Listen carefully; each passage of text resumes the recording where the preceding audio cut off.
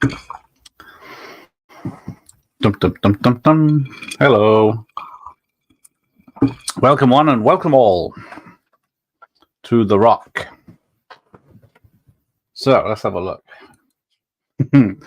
Here's Franz. Hello, Franz. Nice of you to join me. Right, so my guest is getting ready. Getting a thumbs up. Here he is. Hey. Hello, sir. Hello. Apologies about that. I was frantic last minute setup here, just in from work. Oh, we're doing the accent. Okay. Hello, Miss Moneypenny. I'll allow that once. Let me just queue up the movie here as well. I'll just get a beating next time, is it? Yeah. With the what is it? The Scottish martial arts of fuck you. Well, you know, I'm a Glaswegian myself, so I'd be partial to a Glasgow kiss. Ow. That's quite all right. Welcome, all right. Jimmy. James. Yeah, apologies for running a bit late there. I'm just going to queue up the movie so it's ready to go. So yes, as Fran says, love Connery, Cage, and Harrison. This Michael Bay still hasn't made another film as good as this. Yes, that's probably true. Yeah, I would 100% agree. This is still Michael Bay's best movie. And it's the second one? Yeah, Bad Boys being the first, yeah. I mean, I'm actually I know Michael Bay gets a lot of slack, you know, not slack, but it catches a lot of flack. But I'm actually a huge Michael Bay fan. But yet he hasn't made a better movie since The Rock, you know. No. Oh, there will be quotes. I was trained by the best British intelligence. Please tell me you're going to improve on the accent, though. That was my best. Your best. Well, you know what about the best? I'll do my best. Your best. Right. You want to do it? Yep, I'm just queuing up the movie here. We don't have cheerleaders or prom queens in the UK, do we? Yeah, no, that's definitely an American thing. Like, I know there is, like, you know, cheerleader camps and things like that. Yeah. But, hello, I can do. The 90s were the pinnacle for action movies. That is very true. So yes, we are doing The Rock with Sean Connery, top billing, even though he doesn't appear till 25 minutes into the film. Is it that long? Nicolas Cage, and who's behind Nicolas Cage as the label? It is Ed Harris, who's not in it that much. Yeah. I mean, we'll get into it as the movie goes on, but like the behind the scenes chat with Ed Harris and his experience on the film is quite interesting. But we'll get to that. Okay, I'm queued up and ready to go. So you tell me when we're hitting play. All right, I'll just say hello to this Total Movie Records. Hello, sir. Yes, is this unofficial The Last Bond movie for Connery or what? There's lots of both camps, isn't there? There's lots of obvious it is, and then there's lots of stuff. There's no way that was like a fit. Like, you know, no one at the time was thinking that. It just, like, 20 years later, someone put on Reddit or something that, you know, that was a thing, and everyone's like, oh yeah. I mean, technically, if, you know, this is here and this is here, then I mean, it fits. It's a nice story. It fits the narrative, but yeah, I would I would venture to say that no one thought that. Yeah, exactly. Right. Good evening, Bob. But I will not be doing any more impressions of Sean Connery. Yeah, it's pretty shocking. It's pretty shocking. I've offended the nation again. Yes, proper action movies went away with the start of the 2000s. That is true. The Matrix sort of killed them off, I think. Yeah, like, for better or worse, I mean, Matrix is an awesome movie, but I think it definitely signaled a shift in action movies. Yeah. The phone stopped ringing for a lot of people. 90s for the pinnacle of everything. There you go. And it's been downhill since. So yeah, so he saw this at the cinema as a teen. So this is 96, which is 27 years ago. Yeah, that's a scary thought. Were you anywhere near 15? I'm trying to remember if I saw this in the cinema or if it was, because it was definitely a 15 when it came out. And I think, what year did you say it was? 1986? 96, yeah. So I was 13. So Yes. I think if memory serves, this, I should have actually checked this with my mates before we came on, but if memory serves, this might have been the first 15 rated movie that I got into at the cinema.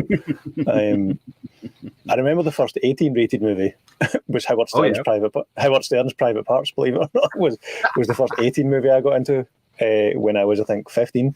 But I think The Rock might have been the first 15 rated movie that I got into in the cinema. I vividly remember seeing the trailer for it at the front end of a random VHS rental from my global video store, one of the back when video rentals were a thing. Google video rentals for anyone under 35. But I vividly remember seeing the trailer for it and being like, oh, that looks awesome. And they even had like I don't know if you remember, but like video rental stores, they had as well as having trailers at the front of the actual on the actual VHS, but they had stickers on the spine. Yes. That were adverts for movies coming soon, like they kind of like that tiny little VHS spine was like someone was like, oh, that's advertising real estate. Let's advertise the movies. Yeah. Right. So, see, you were 13. Flying Down Under was 15. I was 23, 22, 23.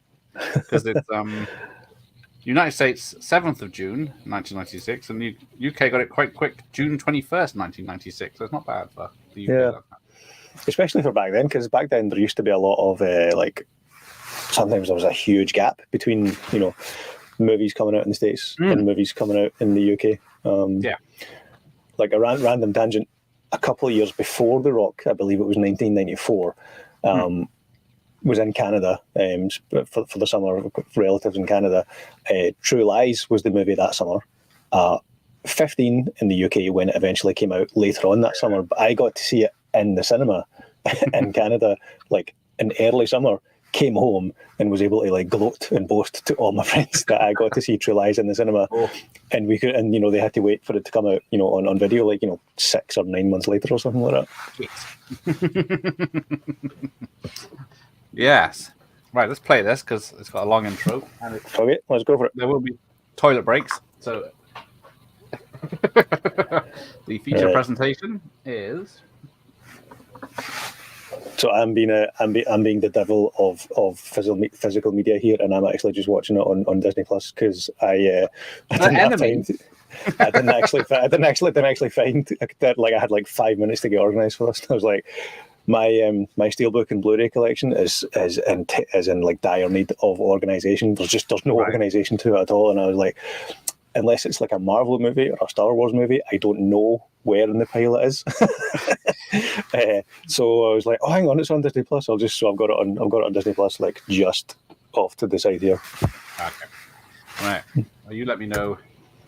I'll the VHS will skip ahead, so I will pause it from every so often. But right. This is a Don Simpson, Jerry Bruckheimer film. This is the last Don Simpson, Jerry Bruckheimer film together because they were breaking up as they were making this, and then Don Simpson died halfway through the making of this. So it literally is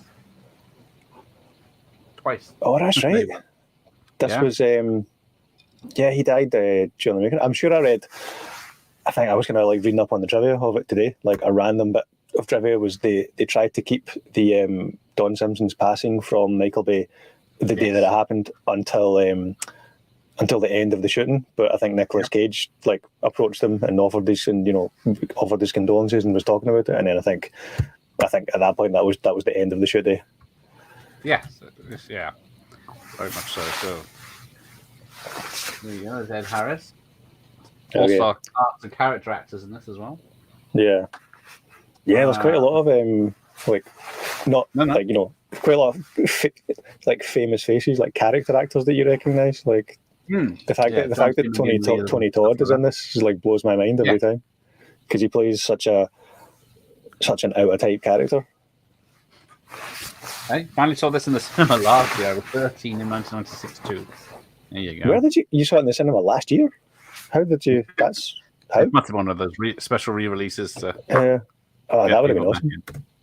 Although, what was this? Franz, is this the one that saw RoboCop and Terminator in a double bill in the cinema? Oh Last my year. God. A couple of years ago. Or this year. That's talk about a double bill. Good evening, Jay. This is a fantastic movie. We found one he likes. Oh, is Jay not usually a fan of the watch-alongs choices? Some of them don't. Evening, Jay.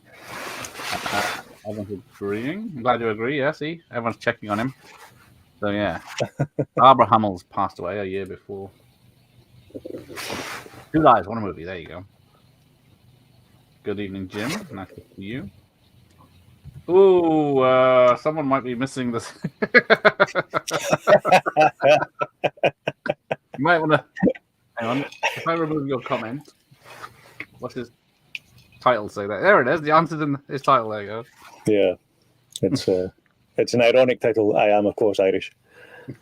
To be sure, to be sure. I told you that. I've just realised I'm going to pause my video because I think I'm like a good 30 seconds ahead of you. Oh, okay, yeah. The prison scene has just started, so I'm going to keep an eye on your tiny wee 14-inch screen.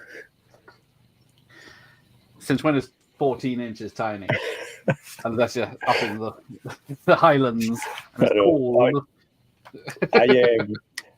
I remember during the transition to this is kind of little. Hang on, and we are there. We're in sync. Excellent. Like the transition from VHS to DVD. This is kind of related because it's a Michael Bay film. But I remember getting the special edition Region 1 of Pearl Harbor that comes in like the cool foldy book type thing. Nice. And see, I should have looked all of this stuff out like to have it like to show. But I remember getting that, and there was a big like almost like apologetic explanation on the J card or on the slipcover that came with it, saying that it's a widescreen presentation. So yes. there will be black bars at the top and the bottom, but they filmed that in like super scope, like I don't know like the actual aspect ratio, but like really widescreen. So I remember watching that on my TV that I had. Then I was lucky enough to have a TV and a DVD player like in my room as a teenager. Whoa. But it was much like your TV there. It was like a 14-inch TV, but like more than half of the screen was just black. Watching the widescreen DVD of Pearl Harbor, and I remember watching it. I think I may have just been watching it. Was it my brother that I was watching it with, or one of my friends, or maybe it was just like my mum or dad? But I remember whoever I was watching it with was complaining like so like aggressively that you could barely see it because it doesn't fill the screen, and they're like, why can't it fill the screen? And I'm trying, like, as if you're like annoying movie buff, I'm trying to explain to them, no, this is better, if you zoom in to fill the screen, you're going to lose stuff off the side. And they're like, I don't care, I just want it to fill the TV screen. Luckily widescreen TVs followed on. They took off eventually, quite quickly. Yeah, I've got the DVD and the VHS. I had the VHS of that at one point. Yeah, I got rid of all. I got rid of all my VHSs. I kept my DVDs and obviously my Blu-rays and my 4Ks. So I've got the somewhere in the massively disorganized pile. I've got the I think the Criterion. Is it Criterion? Did a release of The Rock on DVD? Yes, that is it. It's the only Michael Bay film to be in the Criterion list. Is that good? So I've got the Criterion DVD. I've got just the standard Blu-ray that you've got there, and I've got the steelbook as well, which is one of those like minimalist steelbooks that's just got like it's just a black steelbook with like a kind of like faded Alcatraz picture on the back and just the logo of the title logo of The Rock on the front. Again, it's probably one of those things that I should have looked out to have for the stream, but yeah, there's no chance of finding it. Like I did a rough count the other day, just of the steelbooks, because I was like, I really need to start getting these organised because this is getting out of hand. But it's up to over 600 now, and I'm like, oh man, I'm really running out of space. So yeah, it's one of 600, but I've got no chance of finding. Well, we've got another 2 hours of the film left, so there's still time. So this is I remember like once when you suggested The Rock as a movie to watch, I thought to myself, oh, you have not seen that in a while. I might watch it ahead of time, and I wonder if I can show it to my kids. And then the one thing that there's two things that popped into my head. to think maybe not. Kids are maybe a wee bit too young for it, and one of them is exactly what you're about to see here. Yes, this melting guy. That's the melty face guy is like that's maybe a bit too dramatic for like the under 12-year-olds. I say that. Yeah, like I say that as a child who watched like Predator and stuff like that when I was 5. Like I was raised on these movies. Yeah, I think it's not just the face melting; it's how scared he is now. They can't do anything, and everyone's helpless. Their starter mates died, and he's bubbling and pissing and yeah. It's also it's the sex scene that comes later. That where I was like, that's going to invite questions. Yes. That's going to invite questions from kids that I just don't want to answer. Why are they cuddling so close? Yeah. Why she got pictures in?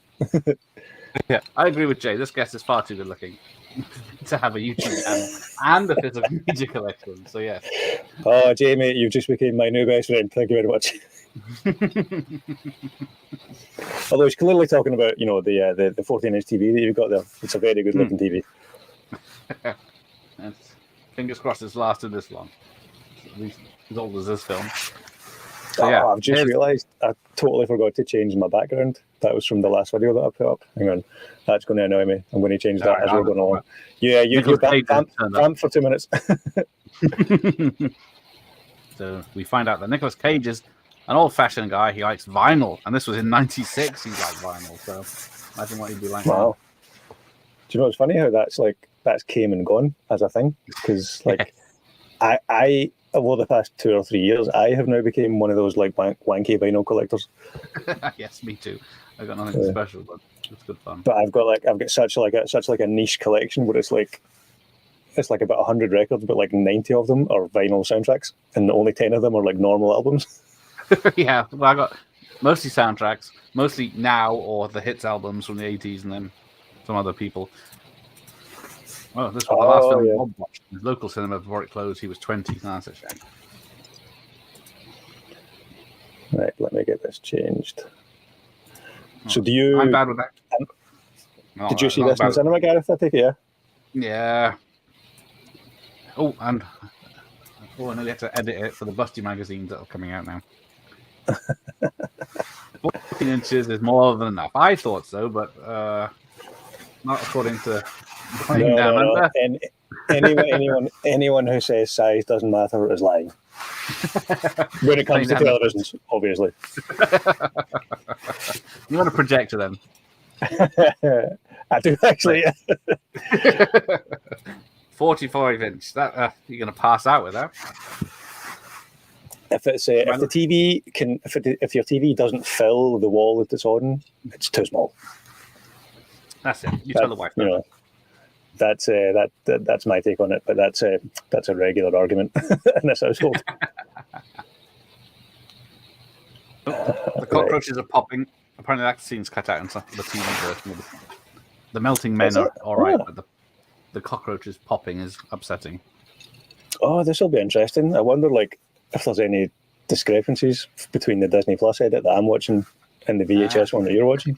Because yes, this was. What's it called? Buena Vista production, which was a wing to make more adult fare for Disney. Because wasn't it Roger Rabbit's on that? Isn't it? Yeah. Because that's a bit. God, I've not actually watched this movie in a long time. You forget. It's such a well-paced good movie. It's just such a good movie. Bob went to Blockbuster and bought the X-Rental copy when it was released, along with Mission Impossible and Copycat. They had about 30 copies each. Yeah, exactly. Oh, wait, Copycat. Is that the Sigourney Weaver, Harry Connick Jr. serial killer? Or yeah. For some reason, I watched that movie dozens of times. I must have had the VHS copy of that as well. But it's not a famous movie. It's not a bad movie, but it's not it's not a classic. But for some reason, that's a movie I have seen. A lot of I remember it beat for beat, the bit at the end because she's agoraphobic and can't go outside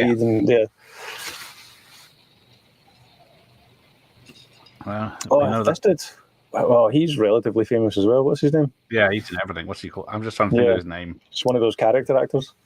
Yeah. And then showing how badass Nicolas Cage's character is doing the impossible. Get me out of this fucking chamber before I stab myself with this thing. And then we get male nudity. Oh yeah, forgot about that. And this was like, this was is he Nicolas Cage? Was he just coming straight off of winning the Oscar for Leaving Las Vegas, so. or was this after after this? He did this because people said he couldn't do an action film, and a big action film. So he said, "Yeah, I can." Right. So he did 3 great ones. That's right. He did this, Con Air, and Face Off, like back to back to back, like 3 of the best movies. I think 3 of the best action movies in the 90s. And did I think, am I right in saying, did this just get announced today? Is Face Off just been announced for a 4K? Has it? Oh, I'm sure I saw a tweet about that today. It might have been from one of the rumor sites, so like it might not be, but that'll be an interesting one. Yeah, that'll be an interesting one because I remember watching the Blu-ray of that not that long ago, and some of the scenes in high def, like you can literally see the wires. You can clearly see that it's not Nicolas Cage or John Travolta doing the stunt when the boat crashes. It's just like clearly not. It's clearly not them. Right. Like you got away with that in VHS, you maybe got away with it in DVD, but on Blu-ray, you're like that is clearly not them. So in 4K, that'll be interesting. VHS. There you go, another tick for VHS. Yeah, VHS puts a soft smudge on the on the faces. What was it? I did a poll this year when I did Freddy's Revenge on VHS. It's so dark you can barely see Freddy, and people preferred that to the Blu-ray where you could clearly see what he was up to. So yeah, Sean's got it right. Why don't we cut the chit chat? A-hole. So one of the things Nicolas Cage wanted to do with his character was not swear. So hence we get a-hole and other stuff. And Michael Bay did not like that line, but Nicolas Cage made him keep it in. That's interesting. I mean, there's plenty of other swearing in the movie, so you know. I'm guessing you have the exceptional beard. Thank you very much. The Rock is still Michael Bay's best film. That's sad, though, isn't it? He's 20-something years old and he's been doing regular films. Yeah. Like I think a lot of the praise that came along with what was his last movie, Ambulance. Like a lot of the praise from that was, hang on, I'm just going to quickly adjust my mic. Yeah, a lot of people were saying that Ambulance was his best film since The Rock. And you're like, well, is that true? And if it is, that's been like 27 years and like what, 12 films later or something? Yeah, it's going to be. So what have we got? 5 Transformers films. Yeah. Bad Boys 2. Pain and Gain. Yeah. Ambulance was just did not need to be 2.5 hours for a fast pace movie.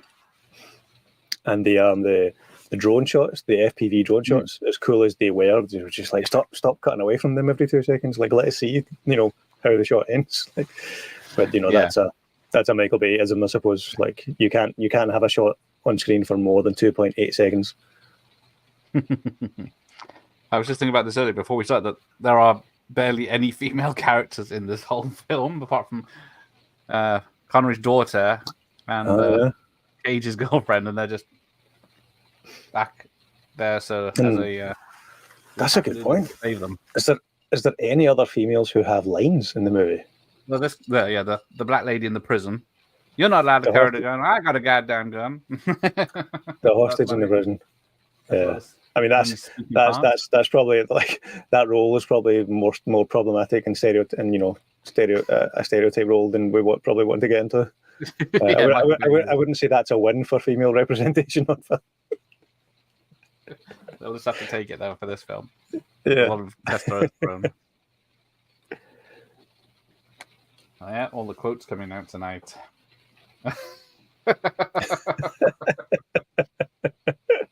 Everyone's way ahead. There's so many quotable lines in this. Yeah. So yeah, they got this the shower rooms where they've replicated this scene in one of the Call of Duty games, Modern Warfare 3 or something. I think there's a scene that takes place in an area that's using the shower scene. I was a big fan of the Call of Duty movie, Call of Duty games. But I don't remember I don't remember this which being one part was. of it. But yeah, here we go. 17 minutes in and everyone's hostages. So, what's the other Sean Connery, Ed Harris film? It's that legal drama, Just Cause, Oh, yeah. Hold on. It was a year or two with before this. Blair Underwood. Yeah, that's him. Yeah, that's another movie that I don't know why, but I've seen that more than once. Yes. In fact, was that the trailer for The Rock might have been on that VHS. Ooh, that's a good point. Would have been. I'll have to go and check that. Oh, yeah, put the bunny back in the box. Yeah, that's a different film. Yeah, I've done that one. Yeah. So Aunt Kino doing the 4K. Another classic indeed, Con Air. I'm going to move my laptop here. I haven't seen Raising Arizona in a long time. I could eat a peach for hours. Now on to Face Off. I think this is my favourite Cage film from Jay. I don't think I have to agree with that. Yeah, that's good. That's a good point. Is The Rock my favourite Nicolas Cage film?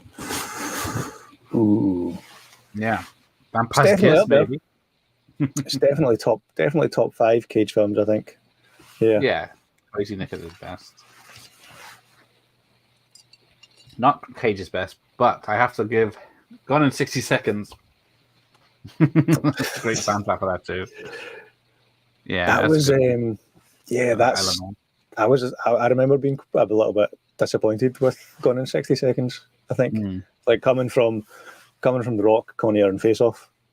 Yeah, it's a little light on. I was like, I think maybe it was just me, or maybe it's the way it was marketed. But I remember being disappointed that Gone in 60 Seconds wasn't in the same vein as The Rock, Con Air, and Face Off. Yeah, it's certainly marketed as his next big action film, and it's not that much. It's just breaking into cars, isn't it? Yeah. Oh, hang on, the fire alarms are going to go off. Oh, fire alarm's going off. So, while Gareth's not here, let's talk about how terrible his Scottish accent is. Anyone who was watching at the start, I apologise on behalf of Scottish people everywhere, and on behalf of anyone with ears. Sorry for Gareth's terrible Scottish accent. Hell up thing. Okay, he's back. Shh, don't talk about it. Oh, what did he say? I'm going to rewind. Hang on.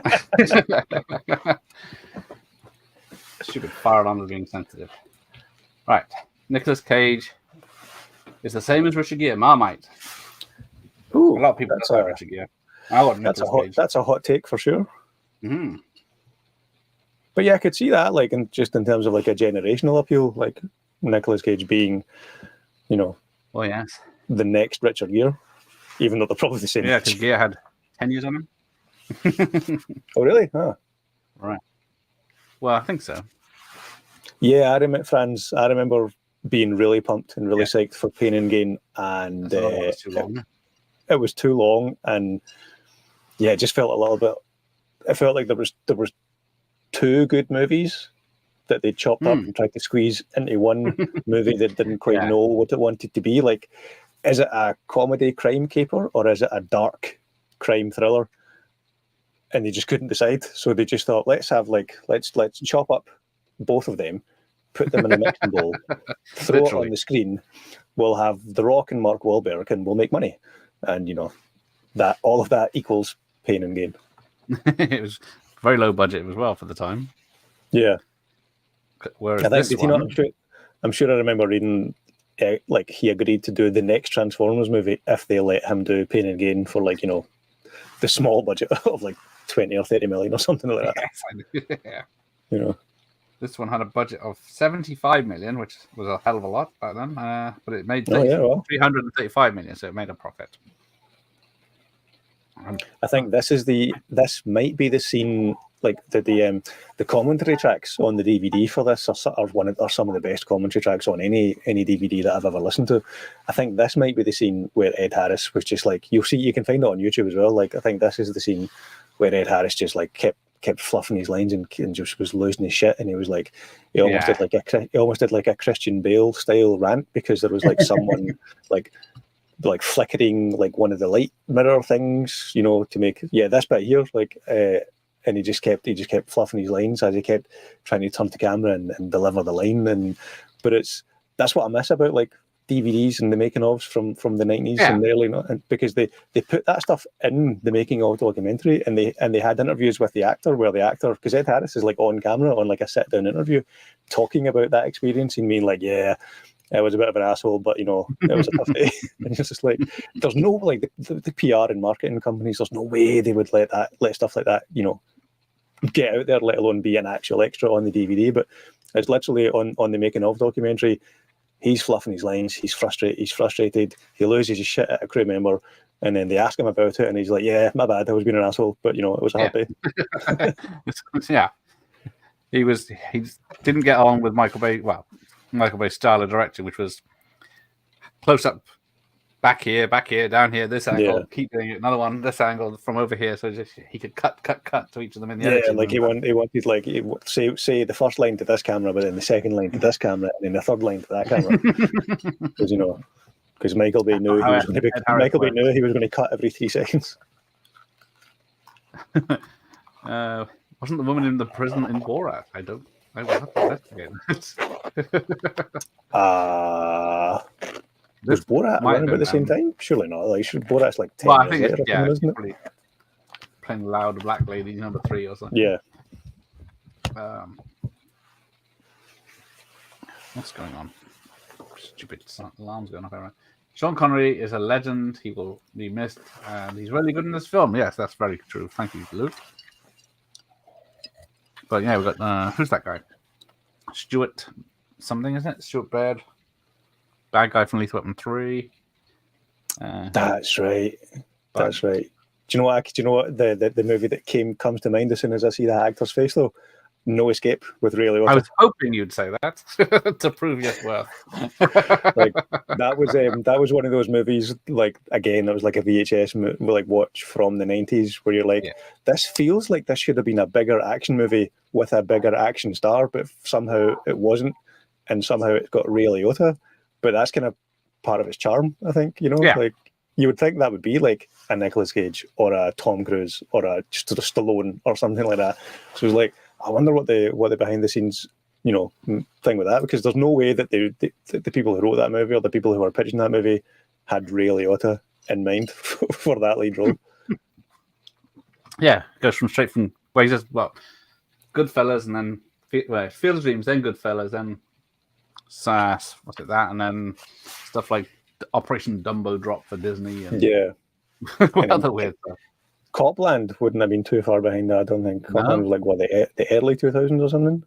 Yeah, if not 97. Was it even earlier than that? Well, someone tell me if I'm wrong. Claire Filoni as Sean Connery's daughter, and whoever, I forget who Nicolas Cage is banging right now. But yeah, he's such a wordsmith.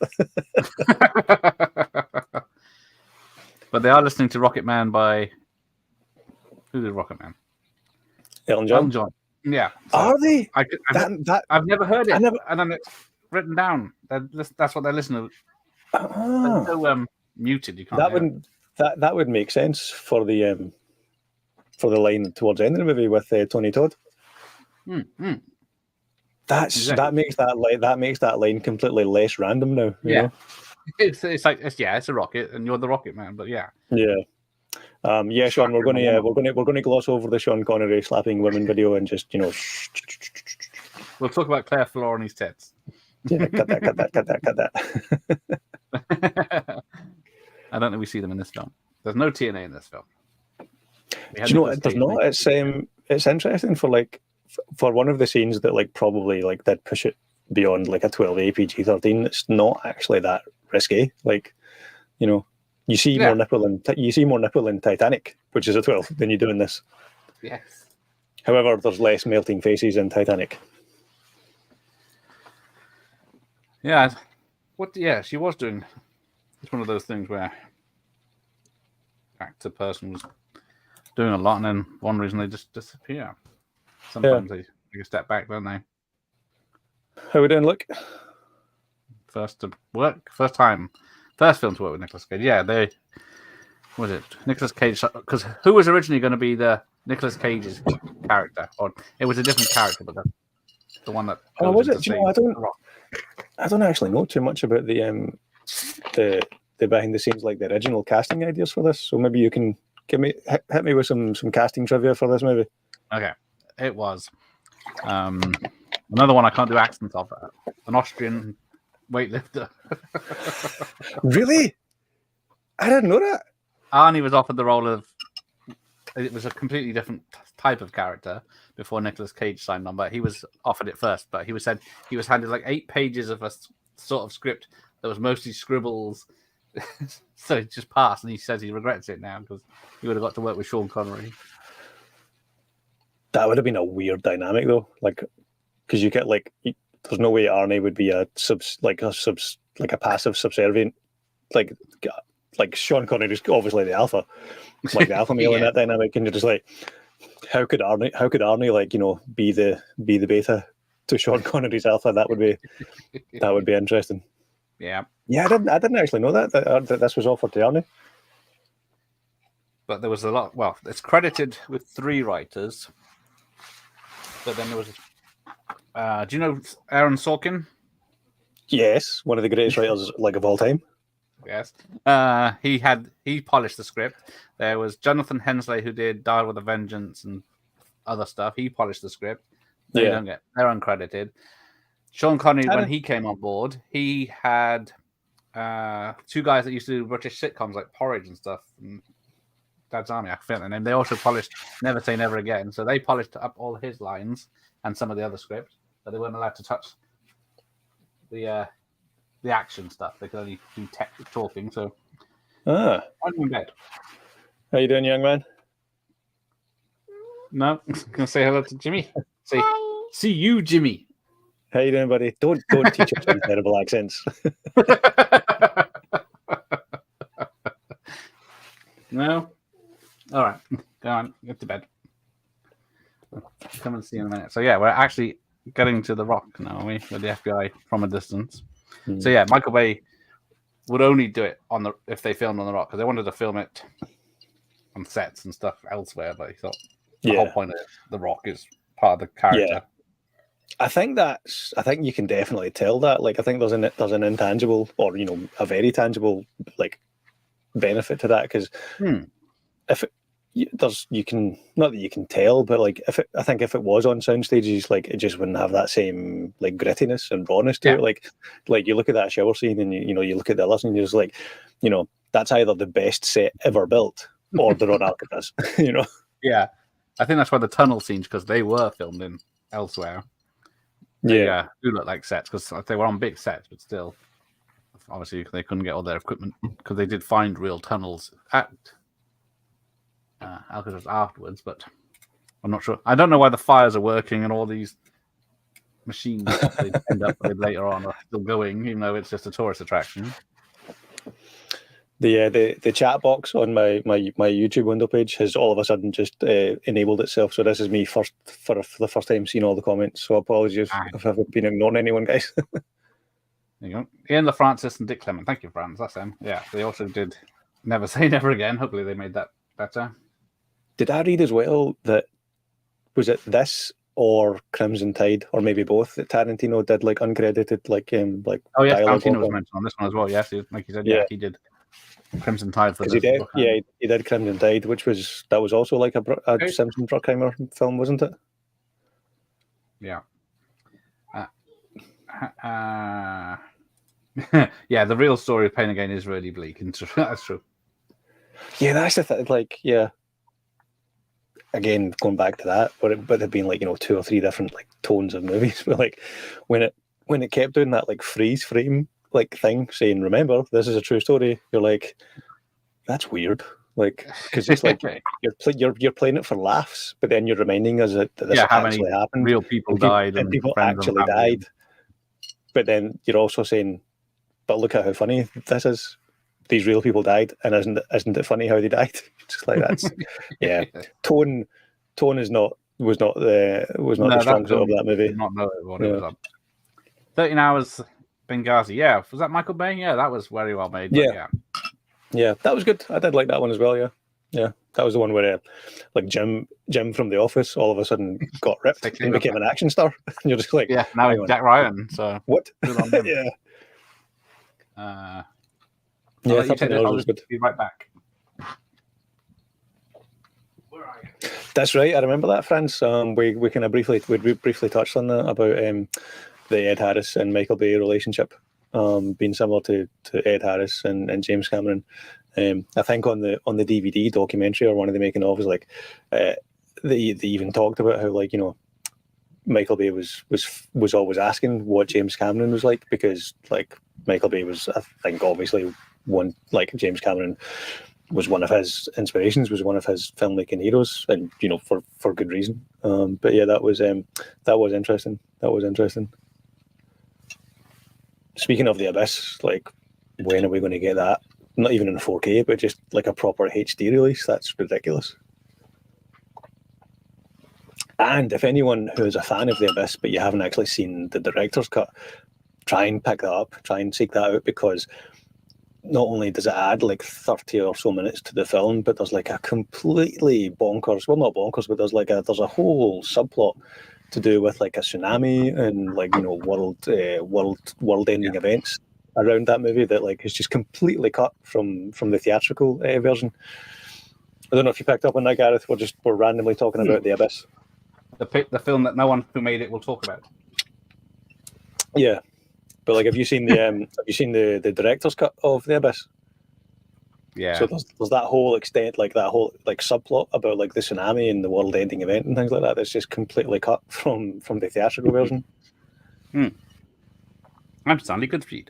Of course you are, dear. Good evening, Jamie. How are you? How are we doing, Jamie? Hello, Victoria. Yes, epic movie indeed. Hello, Victoria.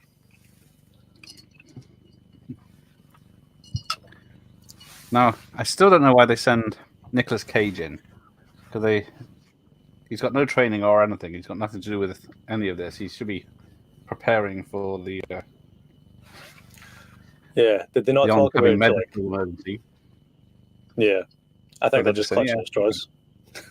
Pretty much trying to get anyone to do anything. I don't know. Sean still looks good with long hair, though. I was literally about to say that. I was like, if I get to Sean Connery's age and I've still got hair like that, I will be a happy man. Although, yeah, it's a syrup, isn't it? So since never, you only live twice, or what was the other one? Diamonds Are Forever. I think it was first proper Bond wig, wasn't it? Yeah. God, so what age would Sean Connery have been in this movie? Like, well, yeah, because if you watch, his last film was 2001 with League of Extraordinary Gentlemen. So I remember when that came out. That's right, yeah. Of course, he's in there fighting and doing all sorts of stuff in that. And then he was on Michael Parkinson's show to promote it when it came out. And then he enters the room and then he slowly gets down the stairs holding onto the banister as he goes. He wasn't doing any action. It's kind of a shame that his last movie is the League of Extraordinary Gentlemen. Because that is down Lord of the Rings. That's right, because it was he turned out it was a Gandalf or the bad guy or Saruman. Gandalf, yeah. I wonder if he regretted that. I want a shower, a sweet, and a shave. No. Final warning. There you go. He was about 64, 65 in this. There you go. Oh, hang on. Is it me or is it Jimmy that's muted? I can't hear Jimmy. Can anyone hear me?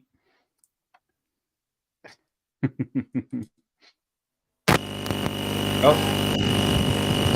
You got me? There we go. A lot of buzzing. Well, okay, hang on. Red into red, white into white.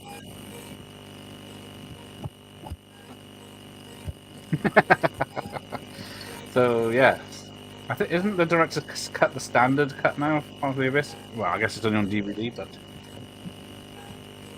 I've got 2 versions of it on VHS.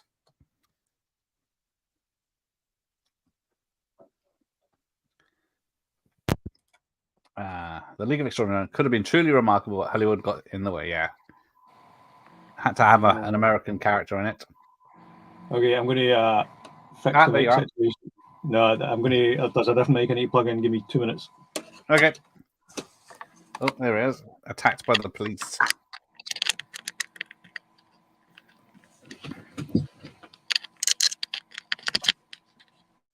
I'll mute him anyway.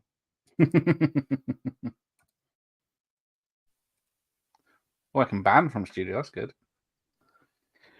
Right, so here's Nicolas Cage's girlfriend, who's not listening and hanging up on him when he's trying to warn her there's impending doom and get out of the city.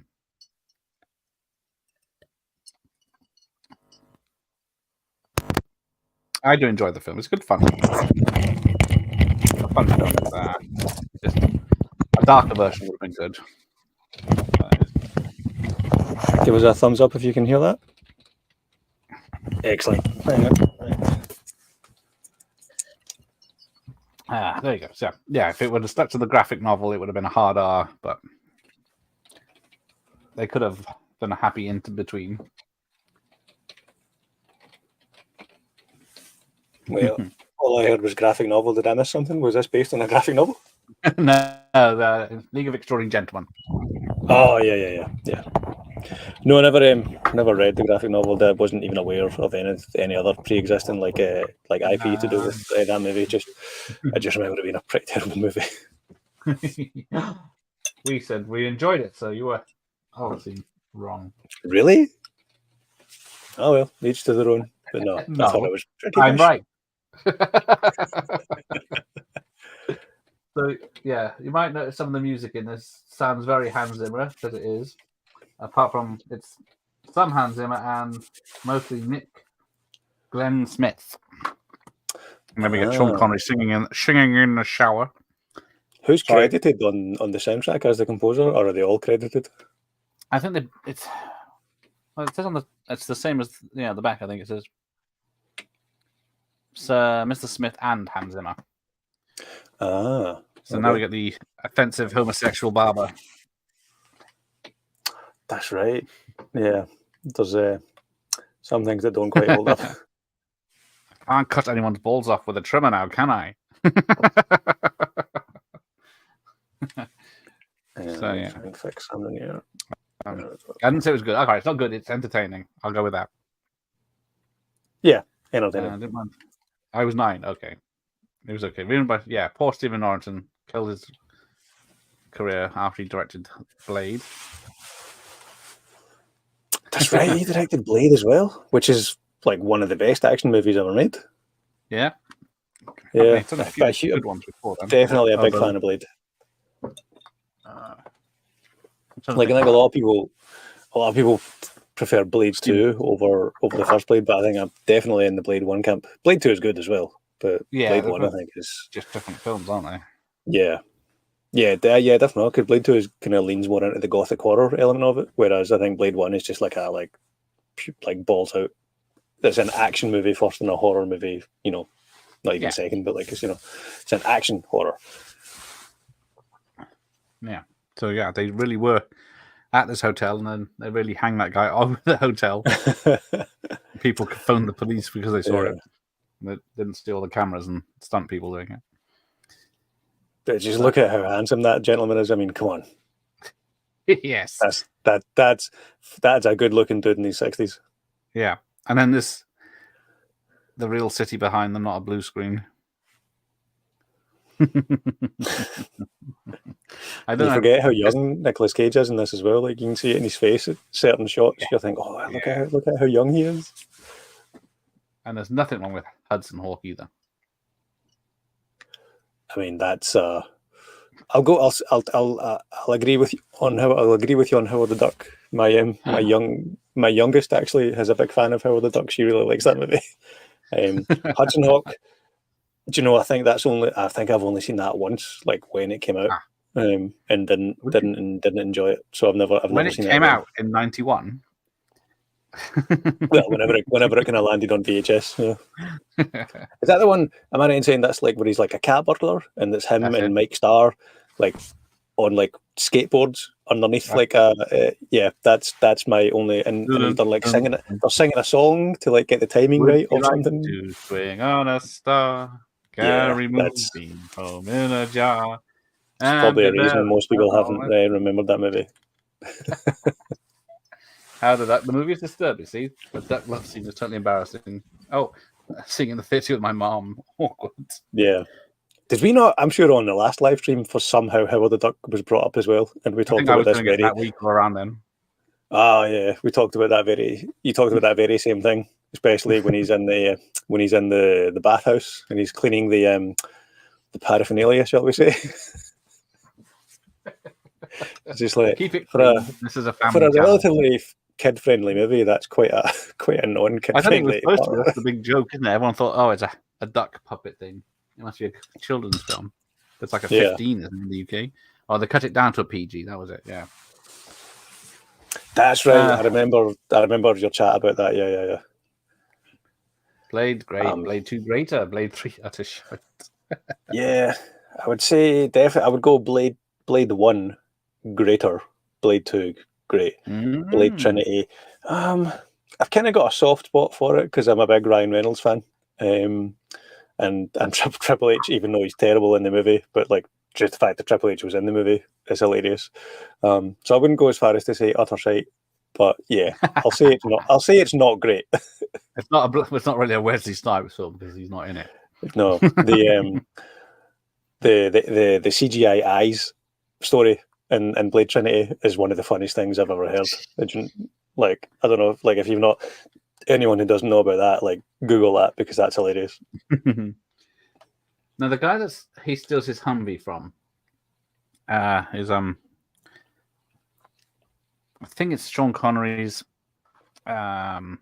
stylist or wardrobe person who he has on his films. But because it's credited as valet in the credits, but you don't see the valets as such. They just jump in the car and get thrown out because they're more likely to be stuntmen. But the guy that says, "Please take care of my Humvee," sounds like he's from like Sweden or something, which is where this Von person or whatever it is was from, but it's never quite stipulated. Oh yeah, I remember that part now. Yeah. And then we get the action scene, which was added in because they, we're 45 minutes in and there hasn't been an action scene, an action movie. So and this is apparently the worst thing in that Michael Bay has ever filmed because they could only shut down 2 blocks of San Francisco, and then they had to do loads of stuff. They had to get 5,000 signatures saying it was all right and pay people off and wash their dogs and cars or something, and lots of weird stuff. And then it was a nightmare to film because you only had 2 streets and had all this action coming in. I don't know. I think he did a pretty good job. Yeah, it stands up, and then you got the Humvee just pancaking everything. It's not a Michael Bay movie without cars exploding. Yeah, and he does use real cars even now, so that is a nice touch still. Like 6 Underground was one of his new ones, wasn't it? And then Ambulance blowing up real cars, and even Transformer films chuck real cars everywhere because you can tell the difference. I forgot about 6 Underground. That was a Netflix original, wasn't it? That was straight to Netflix. Yeah. Ryan Reynolds, and I think that was it. I can't remember anyone else. I'm sure, like at least in the commentary track, I think it's this scene where Michael Bay talks about how he was supposed to be filming, the insert shots of Sean Connery in the car, but he had to leave filming during the shoot to go because he was called in by. Do you know this story? Because he was called in by the executives. So this is Michael Bay. Okay, yes. Michael Bay. He talks about this on the commentary track, I'm sure. So he was called in to the executives because they were worried about how the movie was going, and what the spending was and whatnot. So these shots here, the insert shots of Sean Connery. So he's, they're filming those shots. They're nowhere near finished, and he says to Sean, I'm really sorry, I have to go. This is the director of the movie, Michael Bay, says, I'm really sorry, I have to go. The studio executives want to speak to me because, they're concerned about the way the movie's going. And Sean Connery says, well, do you want me to come with you?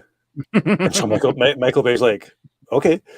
So Sean Connery goes with Michael Bay to this meeting with the executives. Michael Bay walks in the room first and then sits down. I think they talked about how they roughly planned this. And then a beat later, Sean Connery walks in and sits down, and all the executives, all of a sudden, their entire demeanor, their entire posture changes and stuff. So the executives kind of like are a little bit flustered because they're obviously their plan is to give Michael Bay a bollocking and try and rein him in. So they're kind of trying to gingerly talk about their concerns. And then Sean Connery just stands up and says, I think he's done a fucking great job and you should let us get back to making the movie. And then they left. But I'm probably butchering the story, but the way Michael Bay tells the story on the DVD is pretty hilarious. Yeah. Yeah, Sean is credited as a producer, I think, somewhere. Yeah, but I think that's imagine so Michael Bay, so this is only his second movie. Obviously, it's a big budget movie, and he had shot plenty of commercials and music videos. But for this being only his second movie, he's not that experienced working with actors, and he's got Sean Connery in his corner, coming to his defense with the studio. Imagine the confidence boost that must have gave him, and just even even for the rest of the shoot, or even just for that day, the fact that you've got Sean Connery telling executives to just let you get on with making the movie because you're doing a good job, that's pretty awesome, isn't it? That poor Ferrari. There's the Michael Bay shot, the signature Bay shot. Yep. Lift up, turn, spin so around. He definitely does it in Bad Boys, and he definitely does it in this. Yeah, there's probably a supercut on YouTube somewhere of every low angle 360 shot that Michael Bay does. Parker Posey did, she was one of the best things about that film. Are we still on Blade Trinity? Well, I'm a bit behind. Hudson Hawk sucks. Oh, yes, I agree. Howard. Oh, you didn't even leave the comment on for too long. Get away. Danny Aiello, not Mike Starr. I couldn't. My bad. Blade 1 camp all day. Parker Posey best thing about Trinity. Blade 1 camp all day long. Jamie's laughing that this is a family channel. You could have this show on Disney that's so legit. Place of birth, Glasgow. Yeah, there we go. Only the Blues Brothers and Lion Live Naked can complete with this. Okay, yeah. And then somehow, here we go. Nicolas Cage ends up at his daughter's house, stalking them, because everything's just a road away in Hollywood land films, isn't it? I love how they left their house and they don't notice the guy in a suit on a bright orange dirt bike right outside their house. They just casually walk past them. Follow them. That's an everyday San Francisco thing, obviously. Who is Stacy? Stacy's mum. She's got it going on. My son watches all the smutty fits. Now put some hair on his chest. Yeah. Who you got? You got the Sean Connery rug. So yeah, you could get a sponsor. You could get a sponsorship from Manscaped.com because every other podcast has got a sponsor from them. Oh yes, I'll have to aim for that high. Then I'll have to do a video of me shaving my nether region and put that on the promo. You have to go one step beyond. So yeah, meeting her mum at a Led Zeppelin concert. That's the most ridiculous thing about this film. Sean Connery at a Led Zeppelin concert. I don't know. I could see Sean Connery rocking it.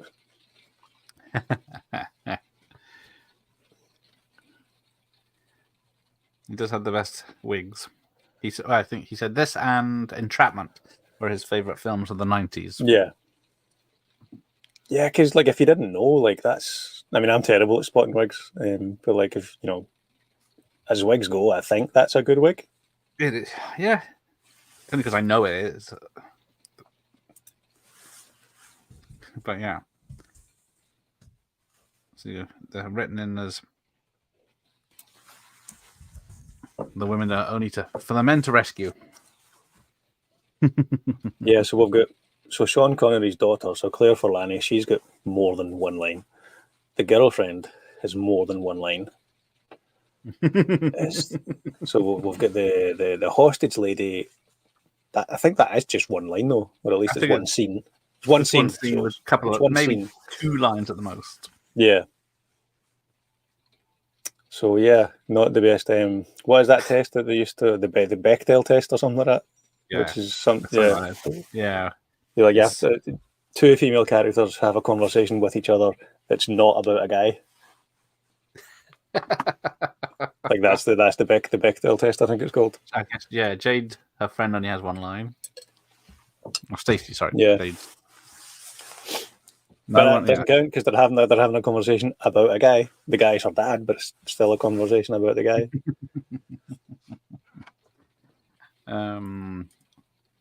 Well, yeah, Franz, you noticed my Ritz sticker. Yes, I moved it. It was further down and getting damaged. I put it out there. Ritz video.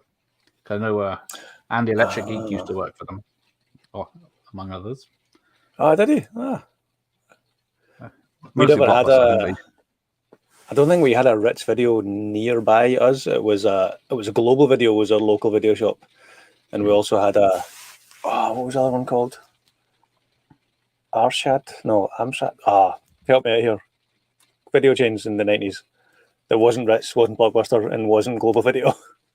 I don't know, because mine were only so small. They weren't named franchise or anything. We had I think our Ritz was inside a spa, and it was one rack, so that was our level. I was too much. We were quite spoiled where we grew up. We had our local Global Video was huge. It was like the size of like a small supermarket. It was pretty awesome. Yeah. Yeah. And like when I remember when I was old enough and started getting pocket money, I remember buying X rentals because they were cheaper than like the actual releases, and B, I don't know why they did this back then, but do you remember you could buy an X rental like before it was on sale, like in Woolworths or in HMB. You could buy the X rental before it was like released for sale, which is mental to think. And they came in like £5. Yeah, and the X rentals, the cases for the X rentals were always that little bit bigger for some reason. I've never worked out why. Just to be different. Yeah, Medicine Man, yes. Pretty underrated, yeah. That was just John McTiernan, wasn't it? Director of Die Hard? Did that one? I think it was, yeah.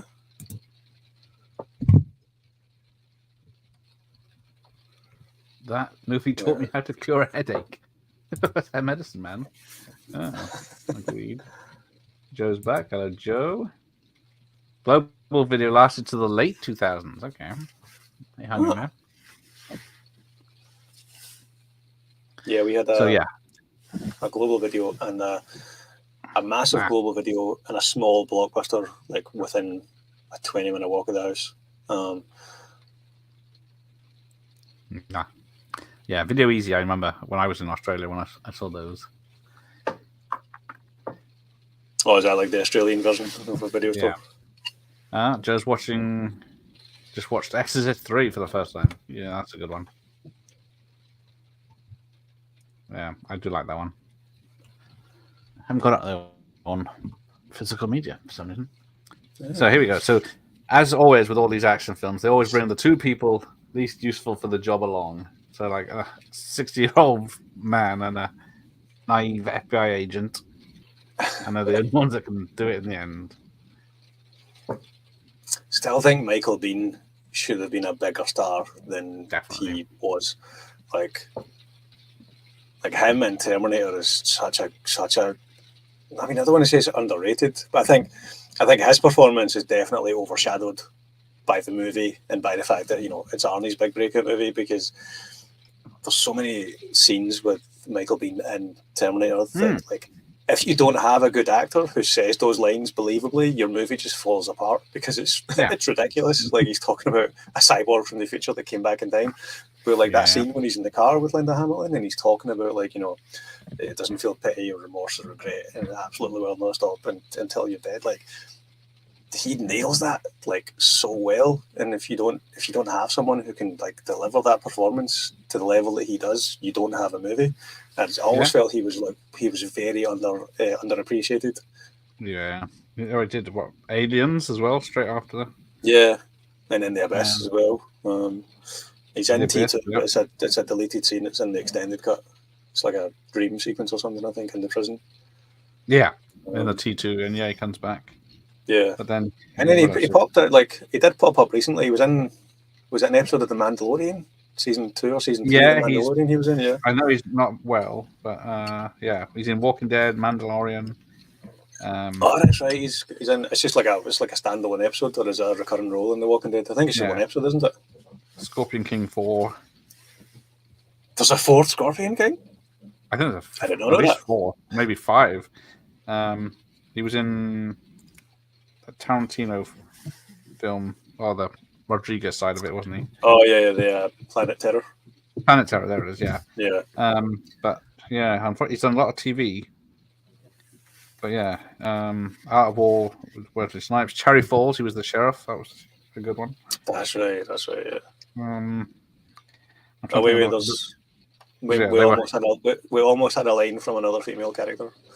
Oh, is that nearly? I say almost. There was a close up of a mother and a daughter crying, but no lines.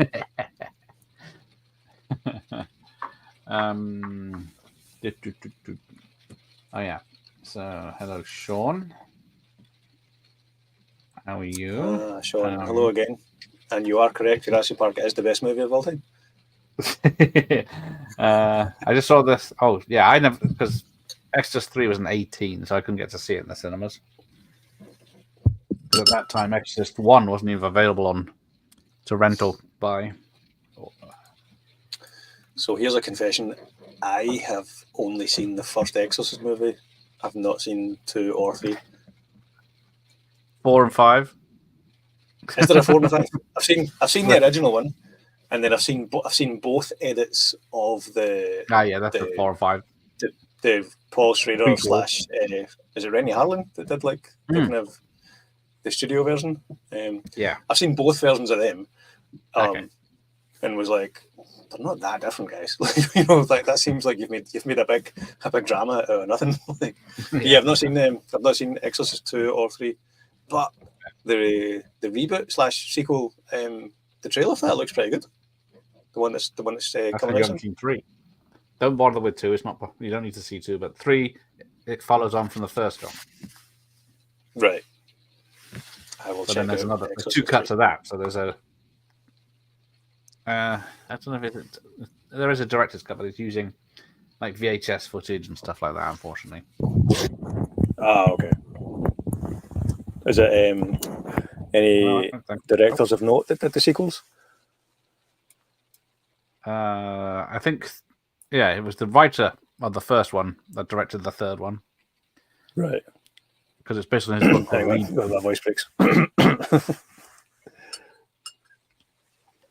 It is one of Sean Connery's best performances, yeah. To a certain extent, Sean Connery, he plays Sean Connery in most movies, but he definitely does a good Sean Connery in this movie. Yes. And apparently the producers were complaining there's a lot of helicopter shots, and I just realised they were right. They had to cut out half of them. Yeah, that jump scare in Exorcist 3 is one of the best. Bob enjoyed Joe's watch party. Hang on. Chat's jumping. Oh, yeah, there you go. Yeah, the drug problem. I didn't actually know that. So, that maybe tracks. That's a shame. Yeah, that's a shame. Yeah, he got the role of Hicks in Aliens because the previous actor had a drug problem and got kicked off. So, yeah. I didn't know that either. Yeah. It's Dexter's dad. Who's that actor? Oh, yep. James Rebar. That's it, yeah. So there are a few shots of him in Aliens. Is there? I thought I knew everything about Aliens, but I did not know that. You haven't been on my channel long enough.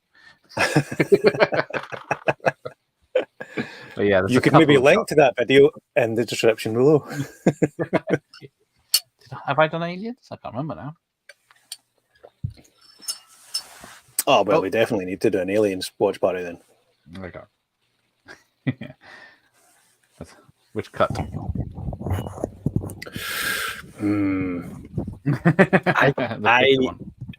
It's a rare occasion that I'll take the theatrical. It's a rare occasion that I would take the theatrical cut over the director's cut, but I think the theatrical cut of Aliens is generally better, especially like I don't the stuff with like the sentry guns and stuff like that. Like I would keep that in because that's quite cool. But like the whole opening sequence, I think whoever made the decision to cut that was the right decision because like the fact that you don't know, exactly, Even though it shows that, it still leaves a lot out. But you have to fill in. Yeah. So you might not don't need it at all. I thought I had Cherry Falls. Who stole my Cherry Falls DVD? Cherry Falls. Yeah. That's a deep cut. So here we go. We're over an hour in, and that's us just getting to Alcatraz. Yeah, the team's just about to get in the water near Alcatraz. So this is another one because the producers didn't want to film the scene where it shows them going underwater and getting it with the subs and all that into Alcatraz. Why was it just like a money saving thing that they wanted to? They were trying to save money on it because it was a big budget one at the end. But Michael Bay said it was important to show how they get from helicopters into the place. But there's only a few scenes, and I think because they had to do the training, and then Sean Connery and Nicolas Cage had to have snorkel training and stuff like that, and then been comfortable. They were scared to do the scene where they're underwater in full view. In these, but I think it would have been a bit weird just going straight from jumping in the water and then suddenly popping up in wherever they're supposed to be. Yeah, I would say so. Yeah. Oh yeah, see, I thought there were 7 Scorpion Kings. There's definitely, I know there's a different actor in each one. I think as the Scorpion King. Yeah, I knew. I only thought there was 2, like the original one with The Rock, and then is it Randy Couture that's like the lead in the second one? Yeah, exactly. Like those are the only 2 that I've seen or that I was aware of. Someone was watching them because they must have made money. Yeah, I think it was he did a voice on some Scottish cartoon, I think, where he plays a lord or something. But I think that's right. I remember it was a Wild Bill or something like that, I think it was called. That's it. Yeah.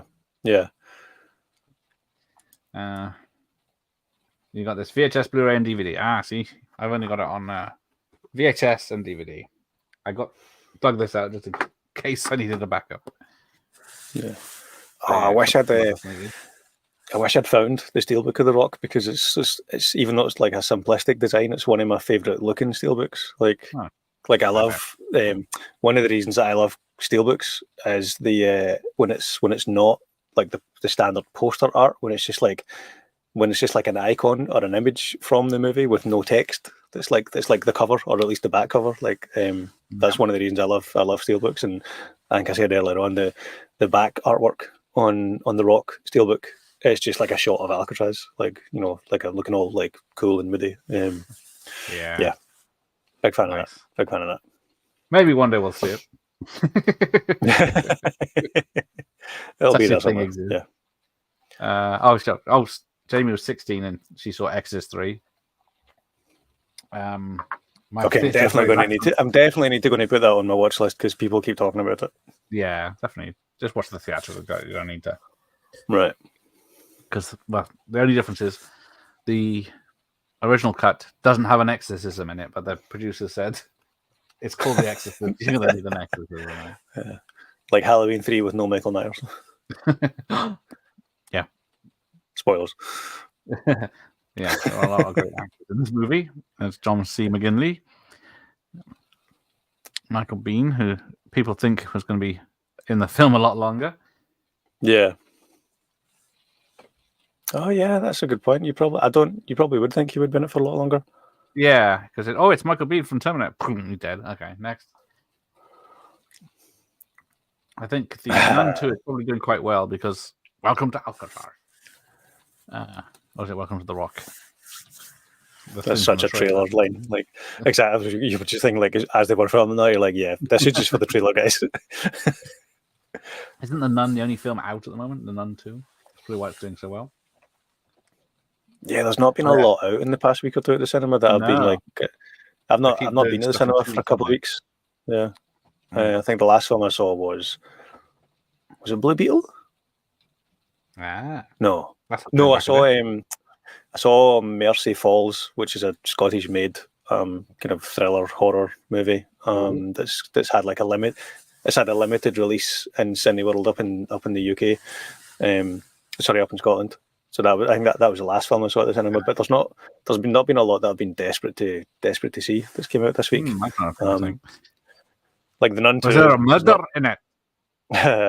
I mean, that would be a spoiler. You should seek out the movie and see it yourself because it's a low budget independent Scottish movie that could use support. Okay. Even though I gave it a 6 out of 10 in my review. That's not bad.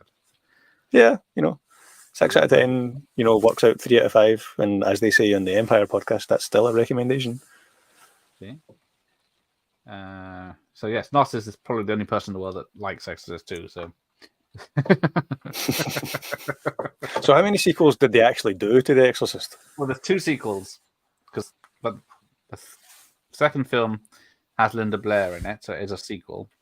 But the third film takes place after the first film, but it's more of a serial killer thriller. Oh, okay. I'll leave it at that. So yeah, but you do have to have some knowledge of the first film because it does connect with. There's a priest and a policeman character in the third film that are in the first film, but they're 2 different actors in the third film. Right. Yeah, it's getting complicated now.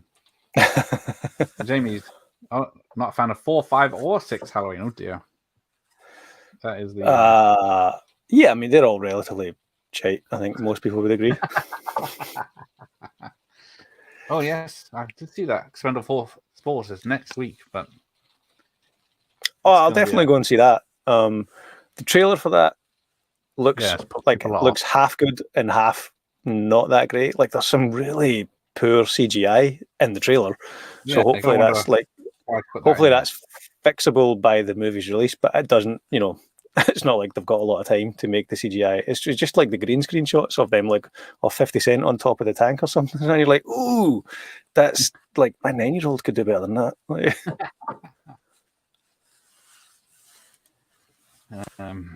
Exorcist 2 is one of the worst sequels of all time. John Borman directed it, even though he hated the original. Well, yeah, if you're going to hate the original, you're not going to make anything. Worst sequels of all time. There's a list idea. It is on that list, so yeah. Yeah. Most people's list of that. Oh, actually, Joe likes it as well. So we've got 2 people. John Boorman, is that the Deliverance guy? John Boorman? Yes, I think it is. Yeah. Ah, okay. We'll soon be shouted at if we're wrong. Yeah. Yeah. Danielle's good in it as a child actress. Oh, Van Damme, Double Teamed. That's a crazy film. Oh, here we go. They're in the shower rooms in the prison. This could get interesting. This was I do remember watching watching this movie for the first time. And this scene being like, oh Christ, this is tense. Like this is almost like a masterclass in how to stage an action scene. Yeah, and then we have the higher ground. Yeah. Yeah, they're high up behind a brick wall. It's a trap. Yes, pretty much. Or it's a fucking trap, as he says. Yeah. And then just because one person knocks a loose brick over, it all kicks off. But then Ed Harris is shouting, cease firing for 10 minutes, but no one's listening because they're just getting their kill on. Okay, there you go. You got Noss's review here if you want to see it for Exorcist 2. Fair dues. But again, this is Michael Biehn. Like he's got quite a chunky monologue here, and he totally nails it. Like he's such a good actor. It's a real shame he didn't do more. Yeah, I believe you, but I gotta be here to rescue the hostages. Your unit is covered from an elevated position. Yeah, George Lucas. Wait, is Revenge of the Sith just a remake of The Rock? See you later, Sean. With worse dialogue? Yeah. Oh, I How you can't have doing, that Andy? many Scottish people. I got a limit of 1 Scouse and 2 Scottish, so no more Scottish people for me. I'm glad I made the cut of being one of the 2 Scotsmen. Well, it depends who else we get. If you get Terrence on it, I'd have to cut you off. Oh yeah, you've already had 3 Scotsmen on the channel at the same time, and that's not a euphemism. But yeah, this guy, the guy that like pushes the brick, like he's such. Yeah. I can't remember what else I've seen him in, but he always plays like a pure dweeby asshole character. Yes, that's him. Yeah. I couldn't. What else? What else did I see him in that's sticking out in my head? Here come the squibs. He's in. I'm sure he's got a random 1 or 2 line part in True Romance. Yes, he is. He's in True Romance when Christian Slater is like at the burger joint or something like that, and he just like randomly strikes up a conversation with that guy because he's reading something that is like a comic or something that he likes as well. Anyway, that's a tangent. Yeah, he's an asshole in this movie. Oh, here we go, bringing this up again. Oh, you missed that, Andy. No, I'm firmly in the. It's a cool story, but no way in hell was that the plan. Coincidences. Oh, there's a Good Burger 2 coming out. I don't think I've seen Good Burger 1 yet. Hang on, I must have missed some of the chat. What? We're talking about good. We're talking about Good Burger. Yeah. Somehow, I don't know how we got on. I don't know what the connection is. So yes, yeah. I think most people have little hope for the new Exorcist trilogy because how do you make it a trilogy from the beginning, and then they got the guy that did Halloween trilogy and messed that up. Oh, did they? I didn't realize that was the same creative team that was behind it. Yeah, unfortunately, that was a shame. Yeah, I think I quite liked the first of the reboots of Halloween, the one that's just called Halloween, 2018. I thought that was alright, and I kind of yeah, like I like that one, and this is a good game. I love just saying random movies and seeing if you can just like like a magician pull it out of your Mary Poppins bag. Let's put that to the test. I also liked Rob Zombie's Halloween. No, wouldn't have it in the house. But yeah, so the new Halloween trilogy. First one, pretty good. Second one, third one, fucking terrible. Excuse my French. The third one of that trilogy was terrible. Anyway, back to The Rock. Oh yeah, that's true. Richard Burton's in Exorcist 2. Oh. So, as a priest. Which just makes it even better. Clearly going through the DTs in Exorcist 2.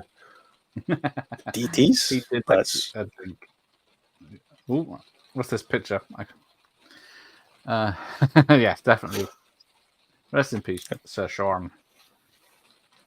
There's a trailer for Good Burger 2. See? Jamie liked it. All 3 of the David Gordon Green films. So yeah. Ooh, where are you going? That's Bloody Island. Yeah, that's a tough one to defend. The third one, yeah, I just couldn't get on with it. I'll watch it twice now. It's nice that everyone has their own opinions, but I think you're on an island your own with that one, Jamie. Or Jamie. Jamie? Maybe it's Jamie. We're jamming. I've heard Jamie. Everyone says I know I said Jamie, but you might be right. Divisive movie. One-sided. Oh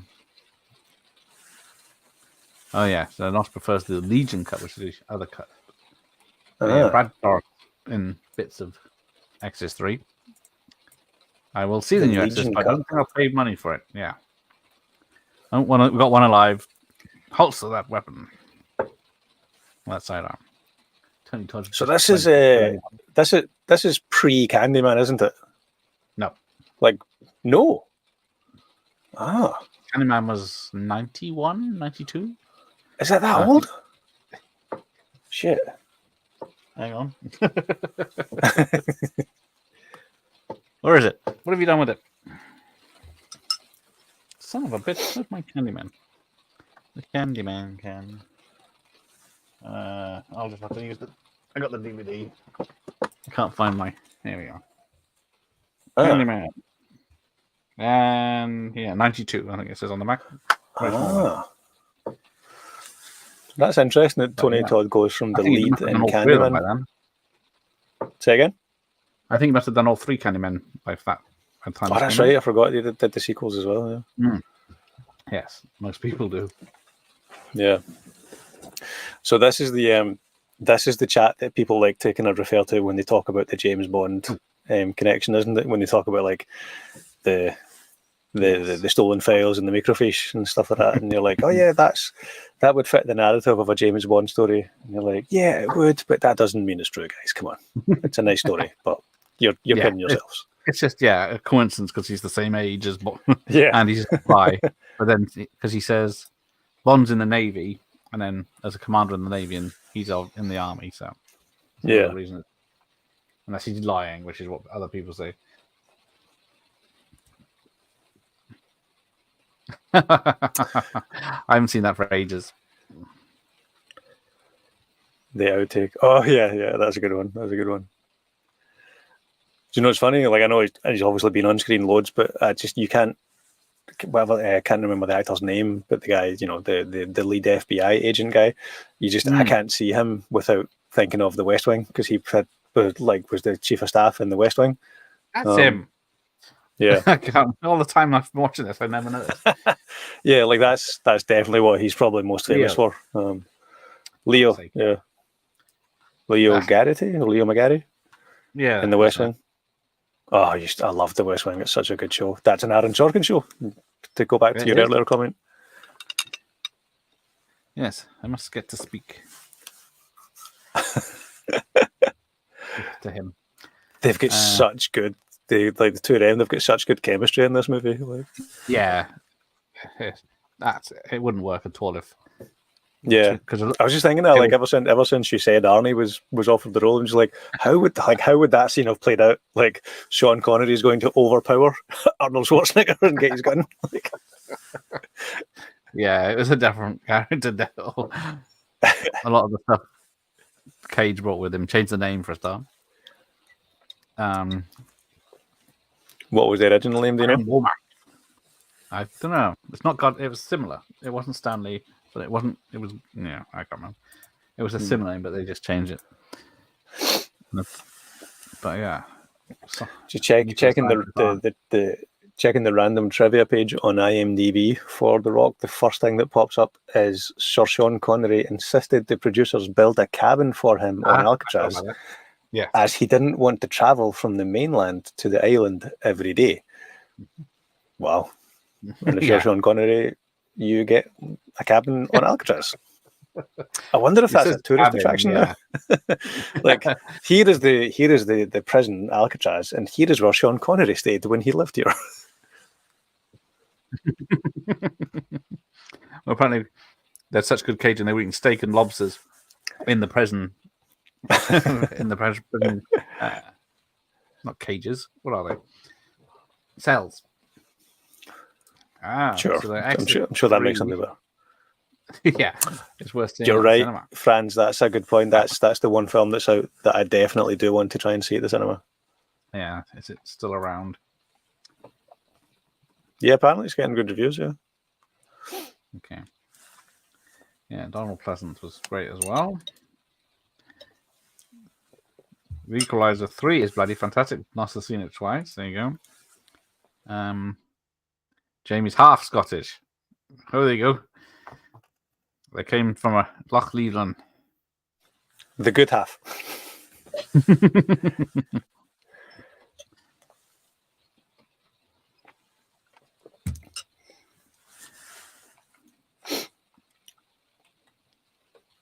The Taggart movie. There you go. Why not? Movie. Yeah, they've recast Taggart, or No, someone took over the role of detective in that. Yeah, Whatever. my brother was in an episode of Taggart. He was a fledgling actor 30 odd years ago, Nice. and one of his first roles was in Taggart. That's his and my claim to fame. Oh, they have a small canister of petrol, and then it takes out the whole cave system somehow. Yeah, Fire. Oh, Jamie likes it. Loves access to it. Like she's always loves everything. Oh yeah, you seem to be picking the losers like that, Jamie. I'm going to put you to the test then, Jamie. Tell us a movie that you hate. Oh, is it this one? No. There we go. That's right. They would have been dead. Okay. Oh, hang on. Oh, Franz was thinking about seeing it again. There you go. Might be the best of the three. There you go. Equalizer 3. Don't let Bob hear you say that. My mum used to make me watch Taggart with her fucking. It's no mean town. This is no mean city. He was a bit dull. Hey, Gregor. That's one of those ones where like I don't even know. Like at the time, you're not aware of it, but like was Taggart even shown like outside of Scotland? Was it shown in like in the rest of the UK? I was in Wales, so it came that far. Now, this is the thing. How did they know where the bombs were, the rockets are?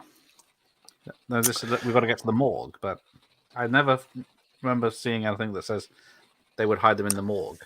No, is there not a scene like in the kind of staging area where they've done like the satellite scans and there's they can see it radiates? So I'm sure there's a scene where they kind of like expositionally explain that away. Stop trying to shit all over the rock. Yeah. Oh, we missed the famous line. Which one? Oh no, wait! Whoa, I've drifted ahead of you. Hang on, I'm the prom queen. Yeah, the VHS. I paused it too long. It's just they're coming to the prom queen. Hang on, I've drifted now, so I'm going to pause till you catch up. Yeah, it's going to catch. I let it because it runs faster. Yeah, there you go. Go and watch.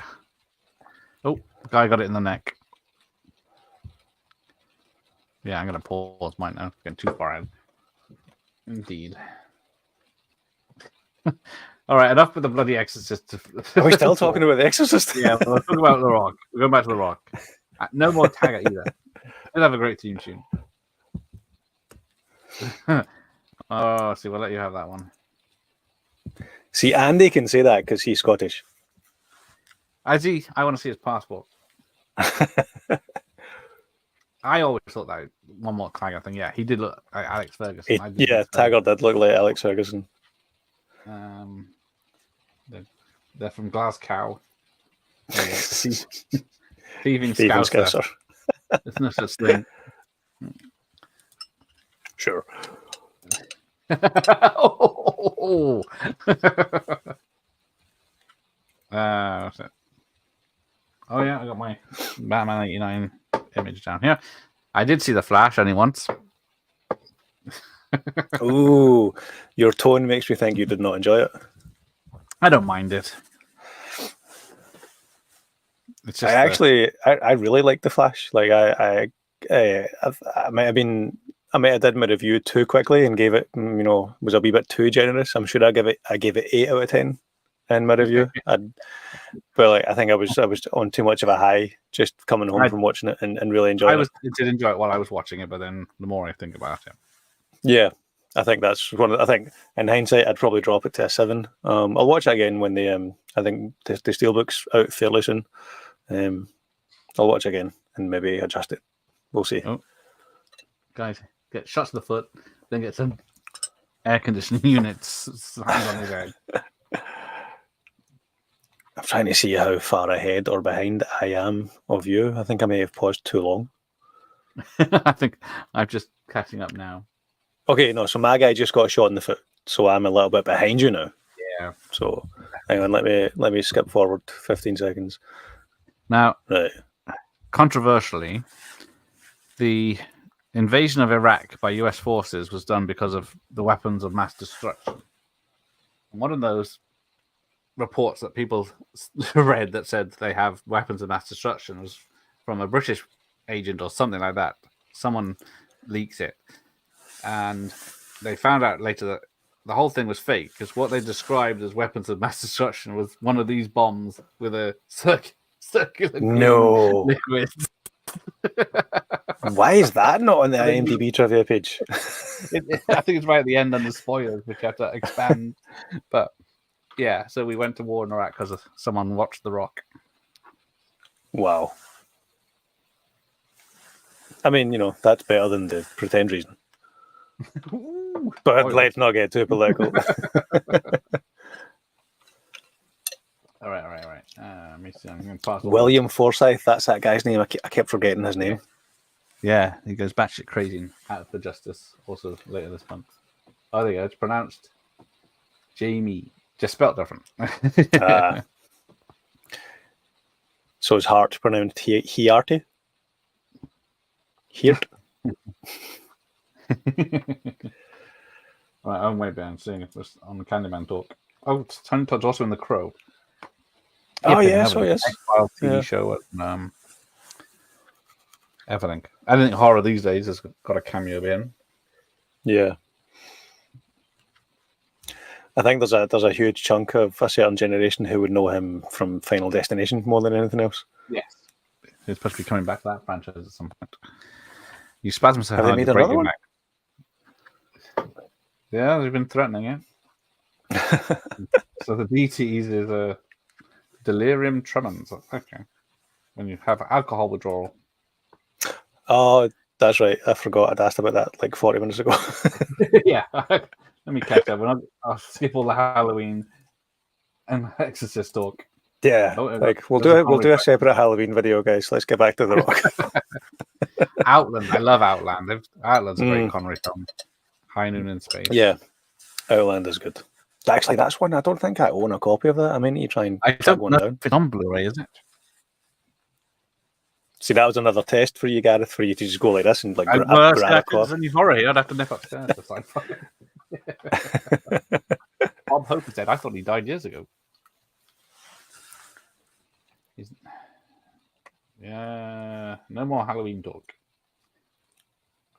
Jimmy, you ruined the corner. Yeah, like I said, it's a lovely story. It's a lovely story. Never say never Bond. That's who it is. I'll entertain the idea in that it is an entertaining idea. Oh yeah, so now we get to the underground trolley chase, which was heavily cut back. Apparently, Michael Bay wanted the hanging but swinging trolleys that they use, which are in one scene when Nicolas Cage drops in one, but they wouldn't pay for it, so they get the one long scene where they're on this cart going a long way very quickly, even though people catch up straight away. Jamie Lee Curtis in July, she's a good dancer.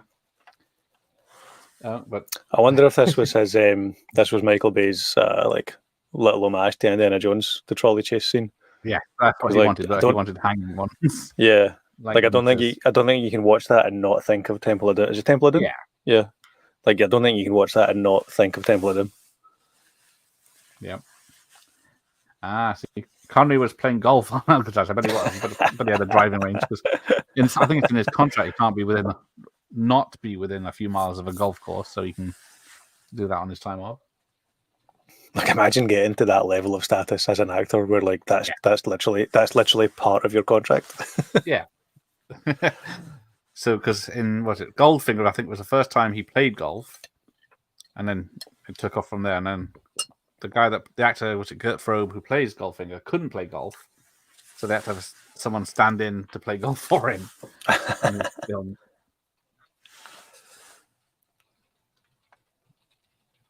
Yeah, this is definitely Temple of Doom vibes. Okay. So we've got half Irish, half Scottish. Everyone's half something. Yeah, here he goes. Save Halloween. For Halloween time. This is Halloween. Oh, Sean's full Irish. With a Sean, I mean, Sean with a McManus, name like McManus, well, we would have guessed that. I'll Google it, see if it's true. Yeah, these streams do go off topic all the time, and I have to rein them in. Yeah. Ooh, Guinness. Well, see, that goes back to my first ever. I think it was my first ever live stream I did. Or was it second? Because I did Highlander with Terrence first, and then High Spirits with Marty from the Trash Picture Show. And I thought I'll have some Guinness on hand. He's an Irish fellow and celebrate Ireland in the Irish film. Turns out they don't even drink Guinness over there. It's all a fallacy to sell muck to the hated English. That was kind of like on the last one I did with you, the Scottish representation on film one, where you, the Englishman, had Iron Brew, and I, the Scotsman, had Pepsi Max. The new taste of Scotland. Yeah.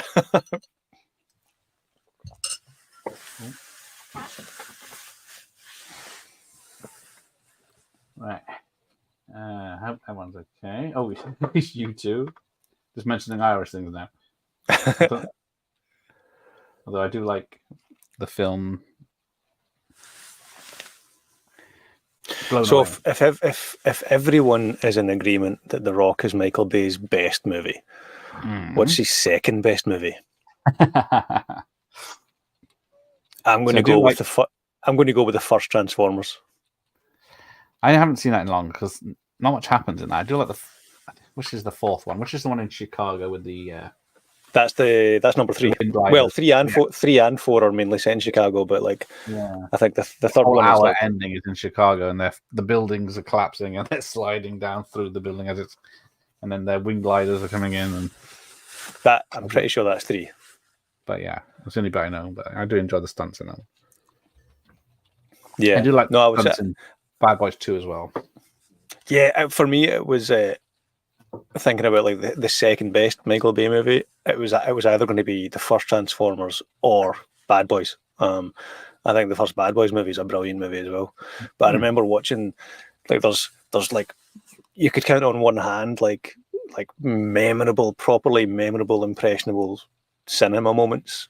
And one of them for me was watching the first Transformers movie, not because I was a huge Transformers fan as a kid. I actually wasn't. The Transformers craze kind of just passed me by as a kid, even though it was huge in the 80s. I was more of a Turtles and a WWF obsessed kid in the 80s.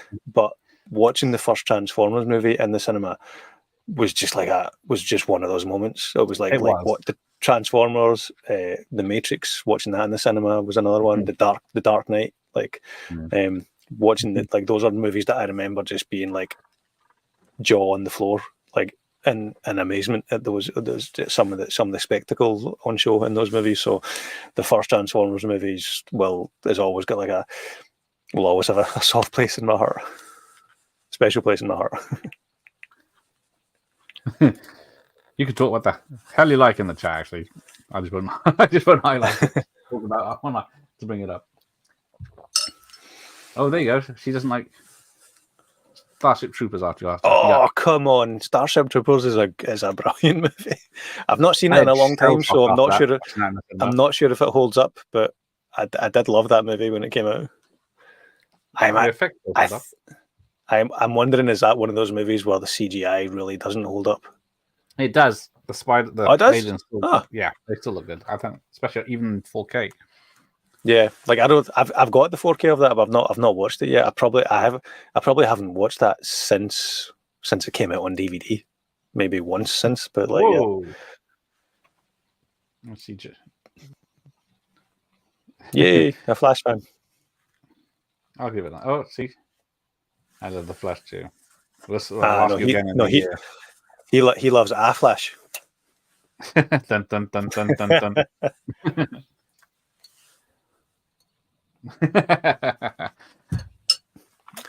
In Jamie's defense, I did ask her to tell us a movie that she hated because every movie that we talked about, she was like, I love that movie. So I was like, is there a movie that you don't like? Starship Troopers. Oh yeah, Outed. It is on Blu-ray. He owns it. Okay. Just never seen it anyway. Oh, oh dear, that's unfortunate. Better get some more booze in. I demand, Gareth, a funny the Rock joke. Oh dear.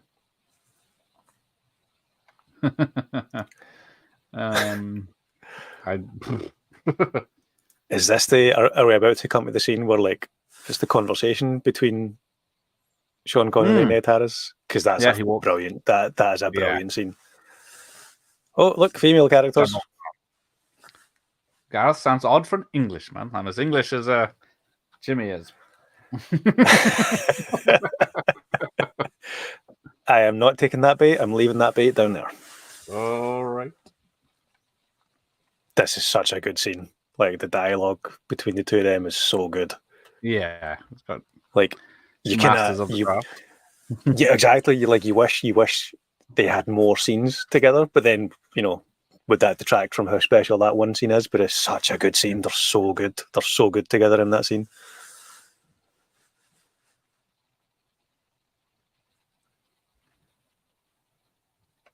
It's like you see, like in a different movie under different direction with different actors, like this would be such a different scene. Like they would just be trading, like they would throw their guns down and have like a fist fight for it. Whereas they have like an intelligent debate quoting Oscar Wilde and the other famous American, like yes, just you expect it to get violent, but yeah, but I think it's such a good scene. I love this scene. I have a unique knowledge. See, second best is the first Bad Boys. Do you know that was either that or Transformers for me, Sean. Yeah. Yeah, so that's the sad state of affairs. His first two films are his best, and now he's. That's a good point. That is a good point. Later. I mean, thing is, like, I don't think I've seen a Michael Bay movie that I genuinely I think I've enjoyed every Michael Bay movie. I think apart from Six Underground, I think Six Underground is the only bad Michael Bay movie for me. But I've enjoyed every other one, even the shitty Transformers ones. Like I've still enjoyed them. Like I'm a big Michael Bay fan. So you'd say Transformers. But yeah, that's actually an interesting point. Like two of his best movies, realize Bad Boys, are his first two movies from 30 years ago. Sorry, can't. I don't know. Sean Connery does nothing. That's the comment of the stream. Well done, Sean. You get a prize. Gareth will let you know what your prize is. I'll get a copy of Halloween Ends straight to you. Thomas Jefferson, that's the quote. Yeah. Yes. Well, here I'm saying that this would just devolve to violence, but it actually does. Yeah, it gets him in. Well, it's the other guy that does it. Yeah.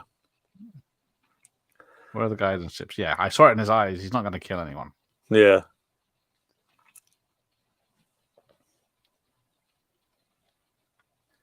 Paul Verhoeven is a god. Well, he had a good run in the 90s. He did. He did. And then disappeared. Has he made anything lately? He hasn't made anything in English. Like he did that World War II drama. Yeah. Like what, 5 years ago? 6, 8, maybe even longer. On a bit. Yeah. I guess it doesn't help.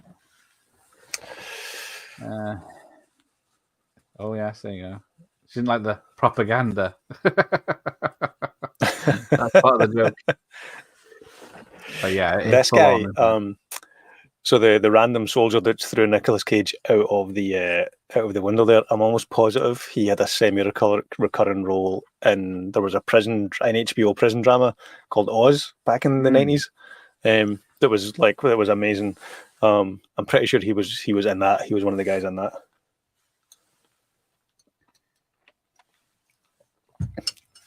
True, I do like The Batman, although a long way off for a sequel now. Yeah, this is there was a period of, I want to say maybe 5, 6, maybe even 10 years where the phrase Zeus's butthole was a phrase that was said a lot among my crowd. How in the name of Zeus's butthole did you get yours? Like that was a thing. That was a thing for a while. I might try and bring it back. That may be it might be that one, that not a hole. It was probably Zeus's butthole that Michael Bay didn't like. Oh, And but then- that's but it's one of the most the iconic quotable one of lines. the film. It's one of the most quotable lines from the movie, other than "Winners Go Home" and "The Prom Queen," and Zeus's butthole.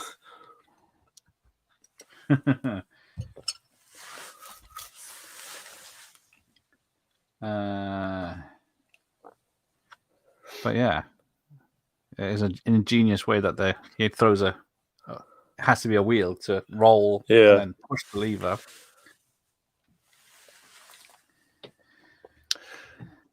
Sean is saying in the chat that he remembers Yeah. liking the island. Yeah, there we go. I remember liking the island as well. The island actually has one of the best scores, I think, of all time. At least one of the best cues. I used it in a lot of trailers, didn't they? I was literally going to say that there's a track, or at least a cue from the island that was used in the first Avatar trailer, and I think that played a huge part in like selling the the mystique of Avatar was using that track. But yeah, the island's got an amazing soundtrack, an amazing score to it. I forget the composer. Was it Thomas Newton Howard? No. Anyway, whoever it is, the island's got a brilliant score. Yeah. And it's got, what's the name? Johansson. Yeah.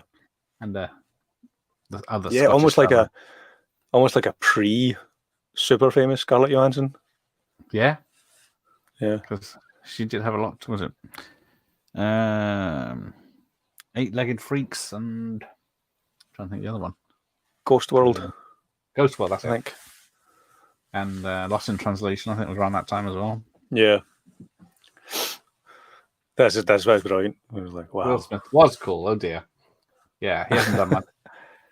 Because what was that? Yeah, that one where he plays a younger clone of himself, the Gemini Man or whatever it's called. Gemini Man, yeah. That was wasn't a great movie, but it was an interesting like cinematography experiment. Yeah, like the way they shot that.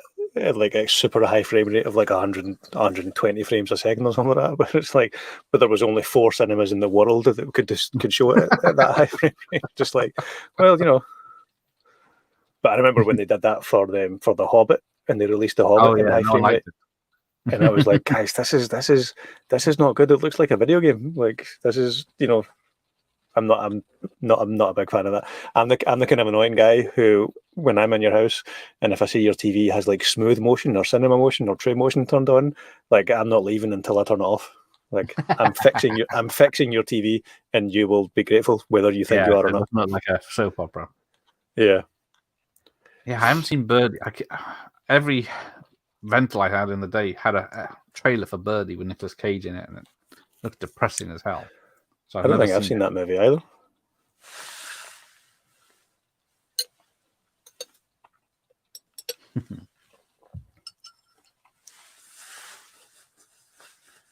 Right, where are we? So they're not going to call. There's only 3 minutes to go before they have to launch the missiles. Just checking, we're still relatively in sync. That's good. I think I still am. What's the big guy's name again? The second in command? Moore? No. David Morse? David Morse? Morse, that's it, yeah. Yeah. So he also let out a virus in, what was it?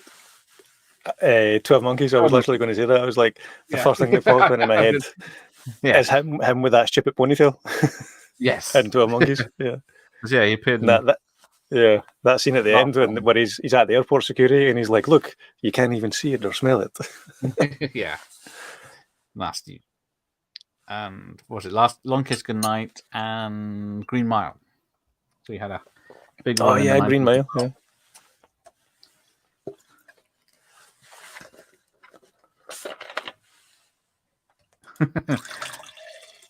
There you go. So yeah, I can't be everywhere. But there we go. If this is supposed to be Connery's last Bond movie, does that make Nicolas Cage the Bond girl? He did slap her. I think Nicolas Cage is such a up for it actor that he would give it his best at being a Bond girl. Like that's one of the things I love about Nicolas Cage. Like even though he like his work rate of late has been, you know, hit and miss. Like he always swings for the fences. Like sometimes he strikes out. Sometimes he strikes out terribly, but like he always he never phones it in. Like even though he's been in a lot of straight to DVD, so to speak, movies. He never phones it in. He always tries something. Yeah. He's always the best thing of those things. And that the one he did recently, the one where he's playing like a version of himself, was the Unbearable Weight of Massive Talent. Yeah. That is phenomenal. That is a brilliant movie. If you've not seen that, you need to check that one out. That is I think is it still on Prime? It was on Prime for a while. Yeah. Because I didn't enjoy Renfield. Well, I enjoyed him in Renfield, but I've not seen Renfield. I've not seen it yet. I missed it in the cinema. I'm kind of and it's not one that I'm not. It's not going to be a blind buy for me because because it didn't have great reviews. So I'll probably wait until it's on one of the streamers and watch it. So he's good, but the movie's not. Yeah, but he's not in it that much because it's more a Nicholas Hoult film. Right. Yeah, I guess it's called Renfield, but all the advertising is Nicolas Cage on the poster, doesn't it? Yeah. Yeah. Last time I swam this, your age. So, fuck you. So yeah, I did not know Peter Gabriel did so many soundtracks, but. So here's a good question then. So if Nicolas Cage was like the next Richard Gere, so to speak, who is going to be the next Sean? Who is going to be the next Sean Connery? There isn't anyone. That's the trouble. I disagree. I think Pedro Pascal will be the next Sean Connery. Being a mentor and everything. Yeah, like I can see him. I can see him growing into like that. The kind of the Silver Fox heartthrob action, movie star. But would the public allow it? I think so. I mean, the public. I mean, what is it? What's the joke? Like Pedro Pascal is the internet's boyfriend. Like. Good evening, Austin. How are you? You've missed most of the chat, Austin. Yeah, we've got the last big action scenes coming up. Gotta love over the top Michael Bay. So yes, Jesus is in this film. Jim Caviezel is in this film at the end. Is he? He is. You never see. I'll spoil it now. He's one of the pilots in the aeroplane, the back of the plane with the missiles. Wow. That's a good random bit of trivia. Yeah, I never. You wouldn't notice him or you can't hear his voice, but yeah, he is Jim Caviezel. Christ. Yeah, Jesus. Just call him Jesus. Yeah, Dragonheart. That was a good Connery film. I did enjoy that with Dennis Quaid, but yeah, it's got 2 sequels. Prequel and a sequel. That was another VHS that just got watched a lot as a kid.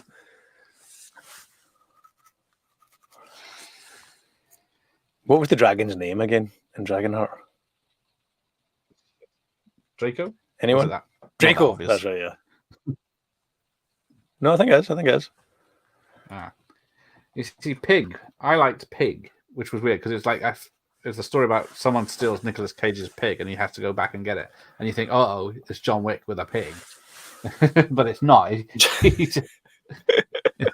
I mean, that's a great pitch, though. It's John Wick with a pig. That got me to watch it, but it's nothing like that. It's just a serious talkie film, if anything. Yeah, I haven't saw Pig. I didn't see that. Mandy was absolutely batshit bonkers crazy, but I only got halfway through Mandy. Oh, you just it's worth it gets crazy. Yeah, it's worth seeing it through, just to say that you've seen it through. That's a good point. If I bring it up, click, engage. Right. Yes, he's not because when he raids the beginning, he doesn't kill anyone. They use darts, and then he doesn't actually kill anyone. And he kind of ushers the kids to not go on the trip so that they're not there. Get back on the bus. And again, much like much like Michael Biehn, like nailing his lines and doing a believable character, like a lesser actor isn't going to do as good a job, like kind of with the subtleties of like him being the bad guy, but not being the bad guy. You know, like the best bad guys don't think they're the bad guy.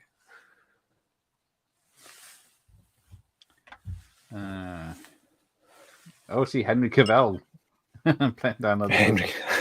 I think he's got a long career still ahead of him, hasn't he?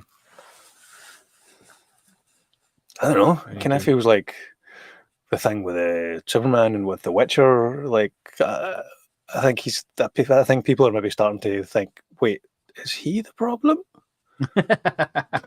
No, I think he's far too popular. But I really like Henry Cavill, so I hope he's not the problem. But I gave up on The Witcher halfway through season 2. I've not even watched season 3. Episode 1 of season, or maybe episode 2 of season 2. Yeah, I was just like, this is like everything about this should be good, but it's not.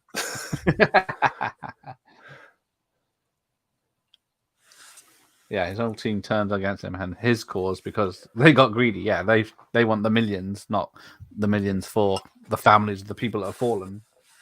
Oh, I thought he was talking about Henry Cavill. And him. Is it still? Speaking of Jesus. Isn't it? Yeah, there is a sequel to Last Temptation of Christ, isn't there? Which is, I don't know how, Zombie Jesus or whatever it is. I mean, you know, technically Jesus is Zombie Jesus.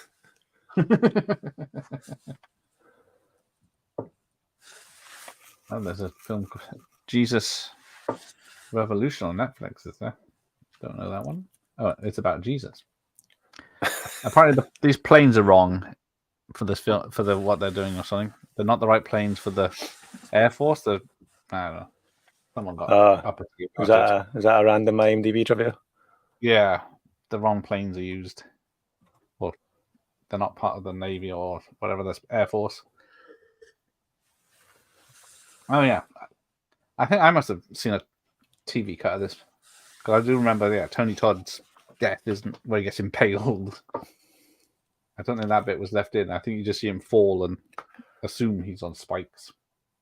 Ah, that's it. So, but are you meaning on your VHS cut? I think it's on the fair check. Well, we'll see. Right. But I think the TV version I saw. Ah, okay, right. But we will see. There is no money. Mission's over. The best ever TV edit of any movie I've ever seen is the ITV edit of RoboCop. That's just that's legendary. Like, because it's just it's like 50 minutes long and it doesn't make any sense. Well, what happened to him? So he became a robot. You know, the end. And nobody died and there was no violence. But it's like it's so weird because like the director's cut goes even more in the opposite direction. Like you've got the theatrical cut in the middle, which is like pretty super violent. You've got the ITV cut, which takes out all the violence, but then the director's cut is, you couldn't think RoboCop could get any more violent. And then you watch the director's cut and you're like, wow. Like that opening scene where the board member dude gets shot by Ed 209. Like the director's cut of that is almost laughable because like there's just so many like squibs on him. Like I'm convinced they just did that to set the record of the number of like blood squibs that they could set off on one human being. Absolutely. So yeah, it's Tony Todd. Yeah, he's in Hatchet. He's in the Hatchet franchise. What do we say? I haven't seen any of them. The Hatchet movies, not seen any of them. They're quite gory. Especially the first two. Oh, it's kicking off. They're all shooting each other. Yeah. I'd say Mexican standoff, but it's cultural inappropriate to do that. Just call it a Michael Bay standoff. He's done, it's became another Michael Bayism. Well, there you go. Leaving Las Vegas, Kiss of the Vampire, and National Treasure. Jamie's. I think I saw someone. Did I miss it? Because National Treasure. That's got Ed Harrison as well, hasn't it? Yeah. Oh yeah. Yeah, there's only two of them. They're good, and then the TV series where they messed it up. Yeah, I've not watched that. I don't plan on watching that either.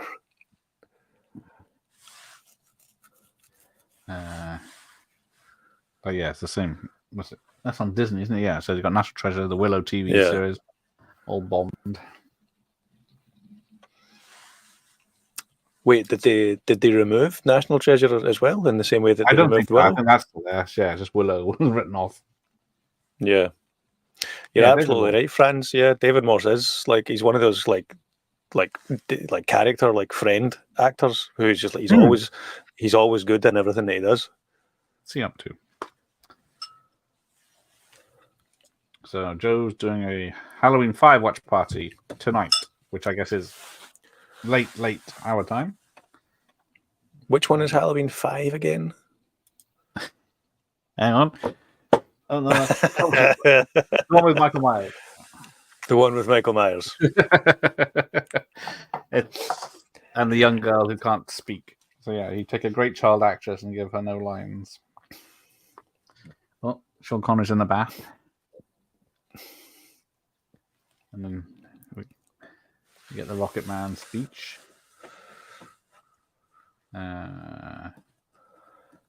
That's totally like you would think that this is one of the Tarantino like lines, the conversation, like wouldn't you? Yes. Like this, that everything about that says, yeah, this is the like once you know Tarantino was involved, you're like, oh, I wonder what it is, and you're like, oh yeah, it'll be the bit where he's talking about 70s music. Yeah. So it's like what's it, Crimson Tide, the bit where he says, yeah, the Silver Surfer chat, yeah. Yeah. Well, I don't like Henry Cavill. However, I believe he has the body and look and accent to go all the way. Yeah.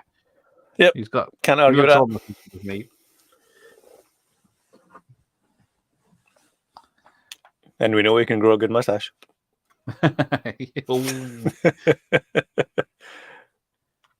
So yeah, the guy. Yeah, gets the ball smashed in his mouth.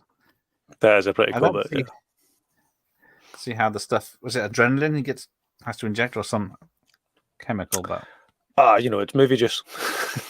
Oh, that's it. It's plot juice. It's plot juice. It does whatever the plot requires of it. It's like a version of plot armor. It's plot juice. That is true. Yeah. David Morse is so... TVs. Wait, he didn't get impaled? Oh no, wait, hang on. He's still falling. Oh, yeah, hang on. Yep, I wasn't watching. He got impaled. Did he? On mine or yours? He did on mine. I think I've skipped ahead of you though for some reason. Probably got to cut bits out. Oh no, he's down. Yep. Dunk. Oh. Yeah. Poor Tony Todd. Okay, so we're at the Nicolas Cage is on the roof opening the thing. Yeah, we're more or less at the same bit. You were more or less at the same bit, yeah. I think I got it right. Yeah. And then you got the little guy coming after him.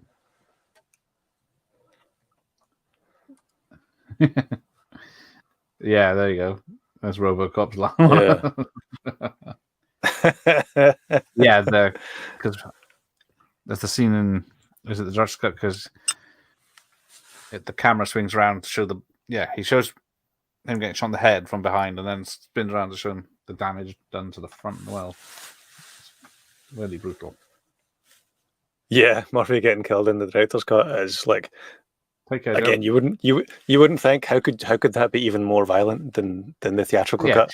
Hand off and Paul Verhoeven's like, hold my beer. Like, there we go. He's got one left. That's all. Oh, this is the bit that I can't remember who commented on it, but I thought I'd missed it. But yeah, we've not came to the bit yet where he puts it in the dude's mouth and like he punches him. Yeah, that's a pretty gnarly but badass way to go. Thanks, Joe. Have a good one. I always thought the fun about In the Rock was pretty crowd pleasing and badass. Yeah. Oh yeah, 100%. Like it is one of those. I've managed to get this far without saying it, but they don't make them like this anymore. That's sad. That is 26 years ago. Did I say? Oh, falling in the rubbish. Ouch. Yeah. For an elite team of soldiers, these guys fall off buildings quite a lot. Well, yeah, they're all taken out by a 60-something-year-old man and an FBI. Yeah, but let's not forget that 67-year-old man is from Glasgow. Oh, that is true. That toughens him up a lot. He was on the bins. I think that shot there was. That's the first time I've noticed it, but the shot where Nicolas Cage does the jump down to the bins, it's clearly a stunt double because it's a completely different haircut. How dare you, sir? So here you go. Here's the fighter pilots. So Jesus is one of these fighter pilots? He is. But they're in masks and full helmets. Like, is it just a voice? Oh, yeah. Did he die when he got impaled? I guess he could have survived. Does he get... Yeah, because he gets hit by the rocket, sent flying. Yeah. Impaled. Then he gets impaled, but somehow survives. Yeah, English prick. Did I tell you my old man was Irish? So yes. I don't know what that's got to do with anything. Yeah, that's always stood out as being an odd bit of chat. Like, is he mistakenly thinking that like he's Irish, but he's calling him English? Yes. Or wait, maybe it's just in the script before it was Sean Connery or something, when it said British Secret Agent or something. Yeah. Or is he like one of the Americans who thinks like Scotland and Ireland is just like part of England? Yeah. An Australian sounds like English.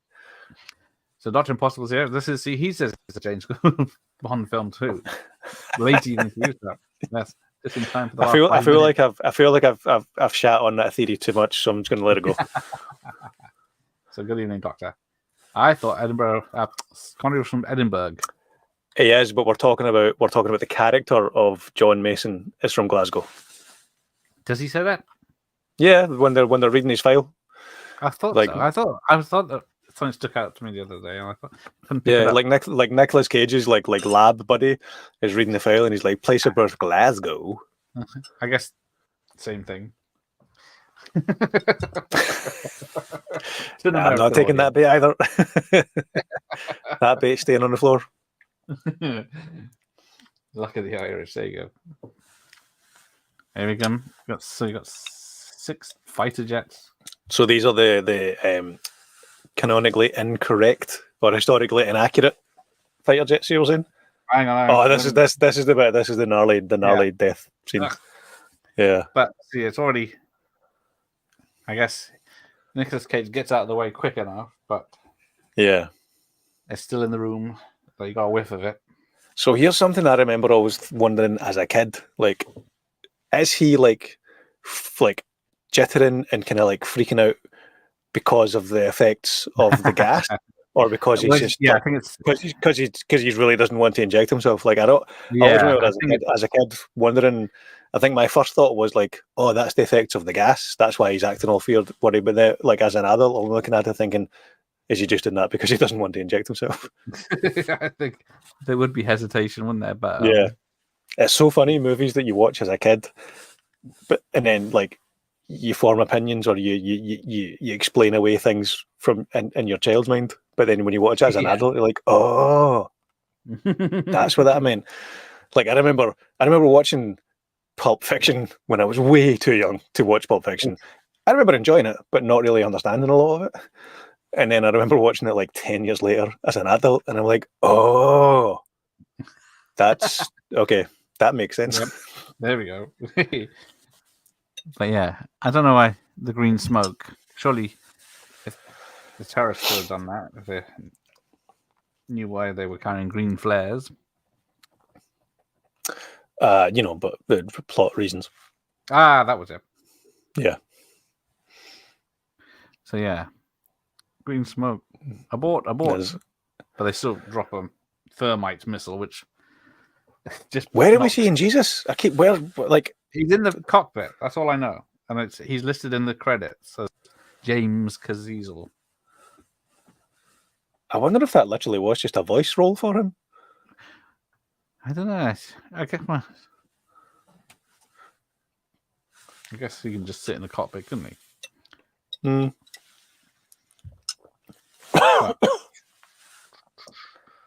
Here we go. They drop the bomb. That's the trailer shot that I remember. Like Yeah, the explosion. It's a CGI explosion back in '96. So it's pretty. Yeah. Or I should say it's an overlay. So it's a smaller explosion, but yeah, it still looks good. But it's one of those ones where it still holds up, and it held up at the time just because they don't show it on screen for too long, you know. Yeah. Like I watched Aliens not that long ago, and that like the effects in that still hold up amazingly well. I say effect. I mean, it was yeah.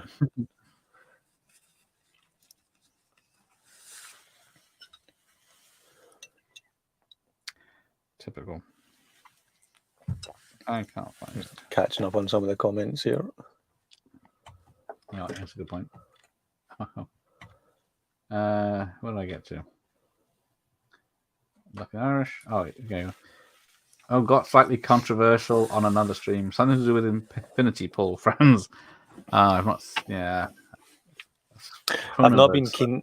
I've not been too keen to see that because his last movie, Possessor, was it? Yeah. I was like, that was not. I didn't. That wasn't a good movie for me. Just like I was just like, this is just weird for the sake of weird, guys. Like, yeah. Connery looks older than 67. I'm trying to think. Was he 67 or later? Because somebody in the comments said he was like 65 or 66 at the time of filming. Yeah, they worked it out. You know, if someone says it on a YouTube stream, surely that's true. There you go. He got vaporized.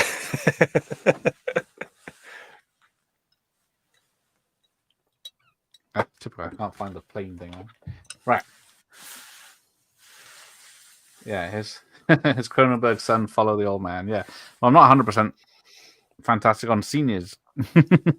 Yeah. Weird for the sake of weird. Maybe I'm just too stupid. Oh, I am. This is in the UK at the moment. Fixing Birkenhead as it's worse than New York in the 80s. That is good. Oh, I don't want to taint your thoughts on the Infinity Pool. Let's just say it's a confused film. It's got Mia Goth in it. So I'm not a fan of her either. That doesn't surprise me. It's a confused film. Hang on. Who's the thing dick dude from Deuce Bigelow?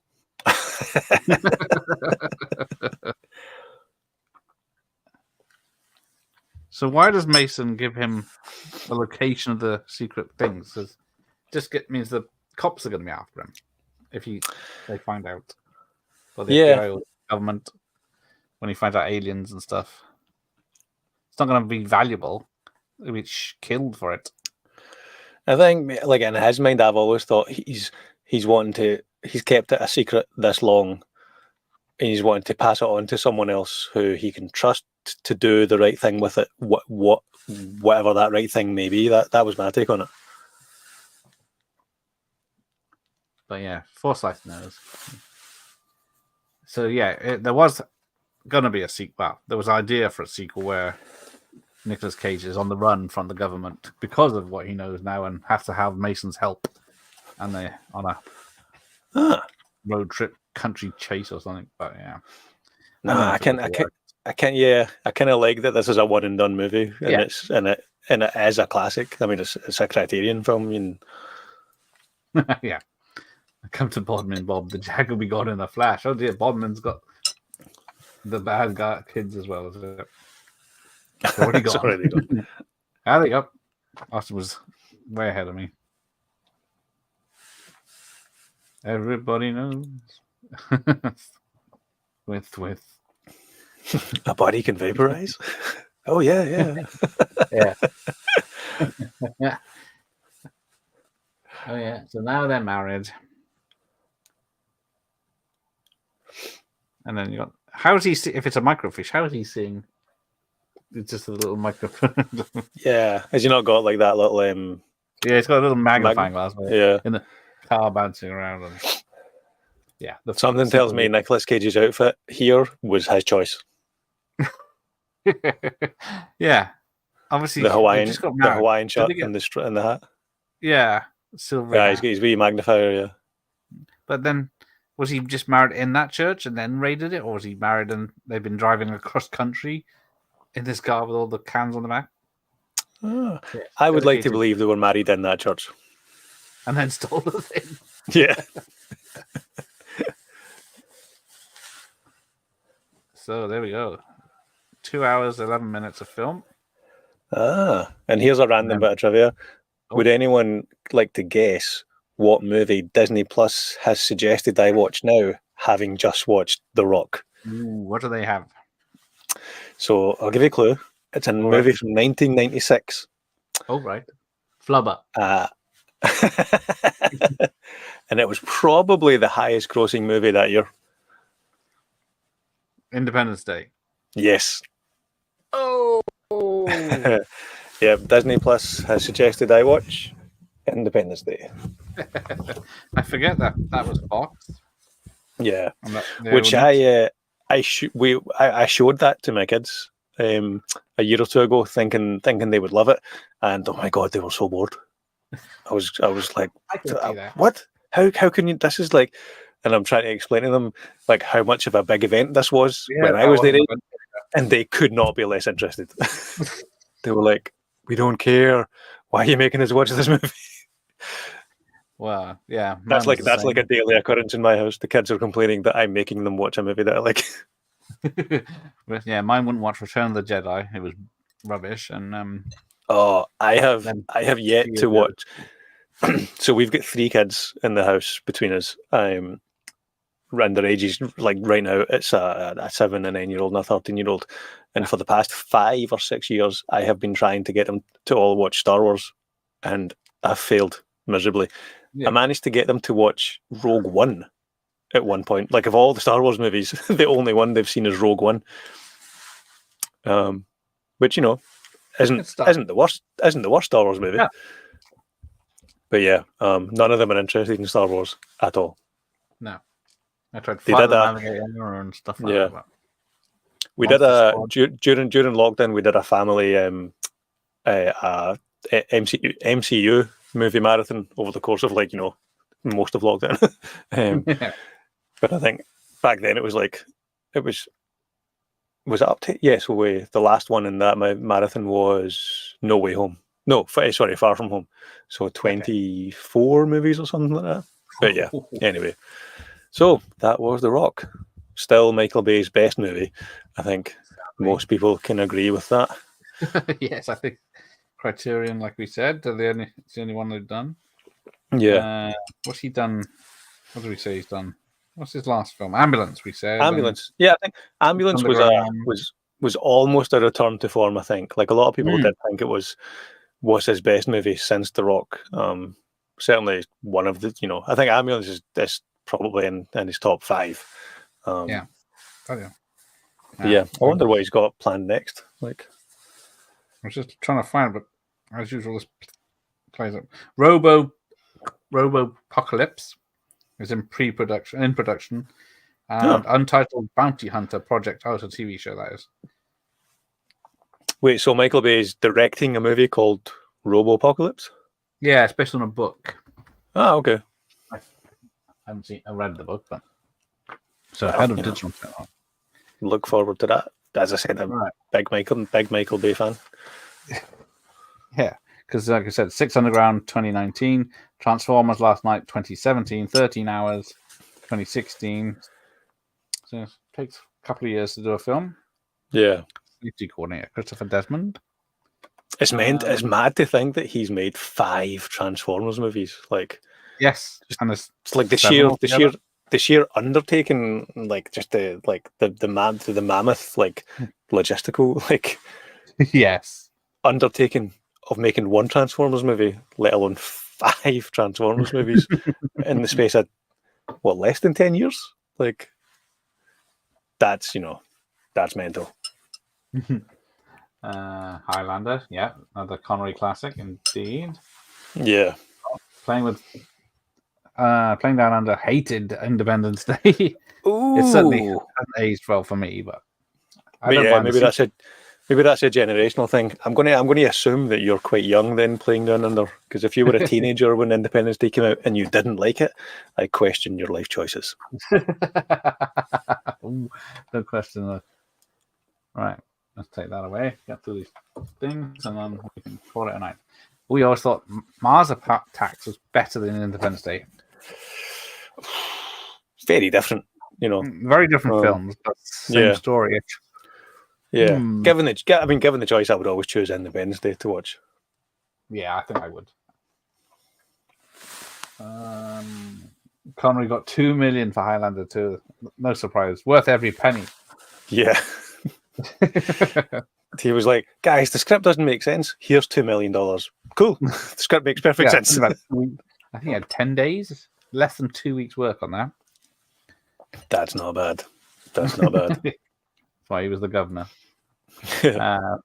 Rogue One is great. Can we please delete 7 to 9? Yeah, I think they're trying to, aren't they? In hindsight. I would erase 9 from the lexicon, but I would keep 7 and 8. I'm one of those people that liked The Last Jedi. But it's funny, I remember, so the year that episode 7 came out, I think, was the same year that Jurassic World came out, wasn't it? Bloody hell.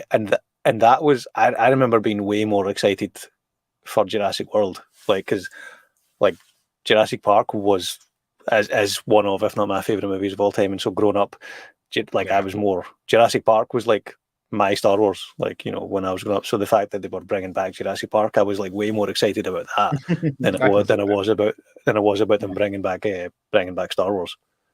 But yeah, they didn't bring back Star Wars, though. That's the problem. But we'll have our new Ray film soon. Oh, never liked Independence Day either. Yeah. Wow. Not a lot of love for Independence Day. That's a shame. No. Yes, that is. I do. Yeah, I saw that. Isn't it 2 parts? What is it? Because it's so massive. I think it's three parts. I think episode 1 has already aired in America. I thought so. Yeah. And then they're bringing out a physical disc release in the UK, but I don't think it comes out until December or something like that. Makes sense. Yeah, and I'm sure I saw a link for it. Yeah, I've seen it advertised, but yeah, that's where Robopocalypse. I remember it was been in development for 10 years, and I knew Spielberg was attached at one point, but now it's Bay. I guess they work together on Transformers. The Rock is a slick, very nicely made film. Criterion even gave it a film spin. Yeah, no one's more surprised than Michael Bay action in Criterion Collection. I wonder if he'll ever have a second movie in the Criterion Collection. Something tells me Transformers won't make it in. No, people don't look fondly with those films anymore. Although, yeah, not I still have a lot of love for the first one. I need to watch it again. I know there's more humans in it than robots. But yeah. Each their own, yeah. No. Yeah. My way or highway. Yes, I think we can all agree that Resurgence was a terrible movie. I did watch it recently again, thinking, but I didn't enjoy it. Yeah. As much as I did before. Criterion even put Armageddon on DVD. Ah. Did they? No, they didn't. Did they? It wasn't mentioned in my research. I'm totally going to Google that. We ordered the Robodoc. Yeah, it's Robodoc. You think it's got a Robocop doc. Oh, it's shocking. It is Criterion. Armageddon is a Criterion release. Is it on just DVD? Well done, Austin. You stand corrected. Thank you. Yeah. Maybe.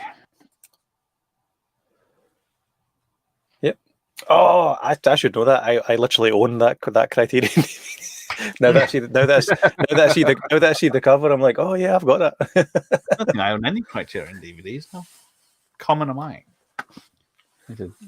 Yeah, there was a period of time from, do you remember Play.com where you could order Region 1 DVDs? I had those. So you would get them from there. Ah, okay.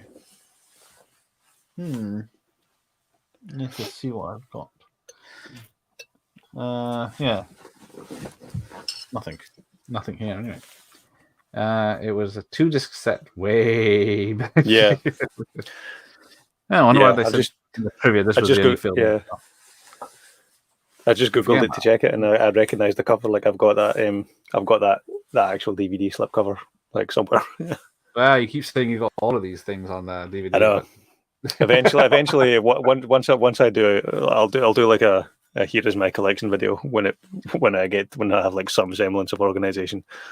But like I said, it's not even in alphabetical order. It's just like all of the MCU movies are in a pile, all of the Star Wars movies are in a pile. Like, you know, the premium releases are on a shelf, but like the other ones are just like randomly shoved on shelves. And I'm just like, oh, where did I put like? So I'll spend like half an hour trying to find a specific movie.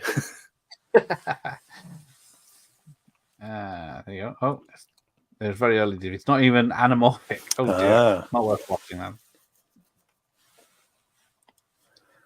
Right, I'll take this and we'll say our goodbyes. I bought the James Bond 50th anniversary box set on Play for 70 quid. Good times. Yeah. Free postage for that.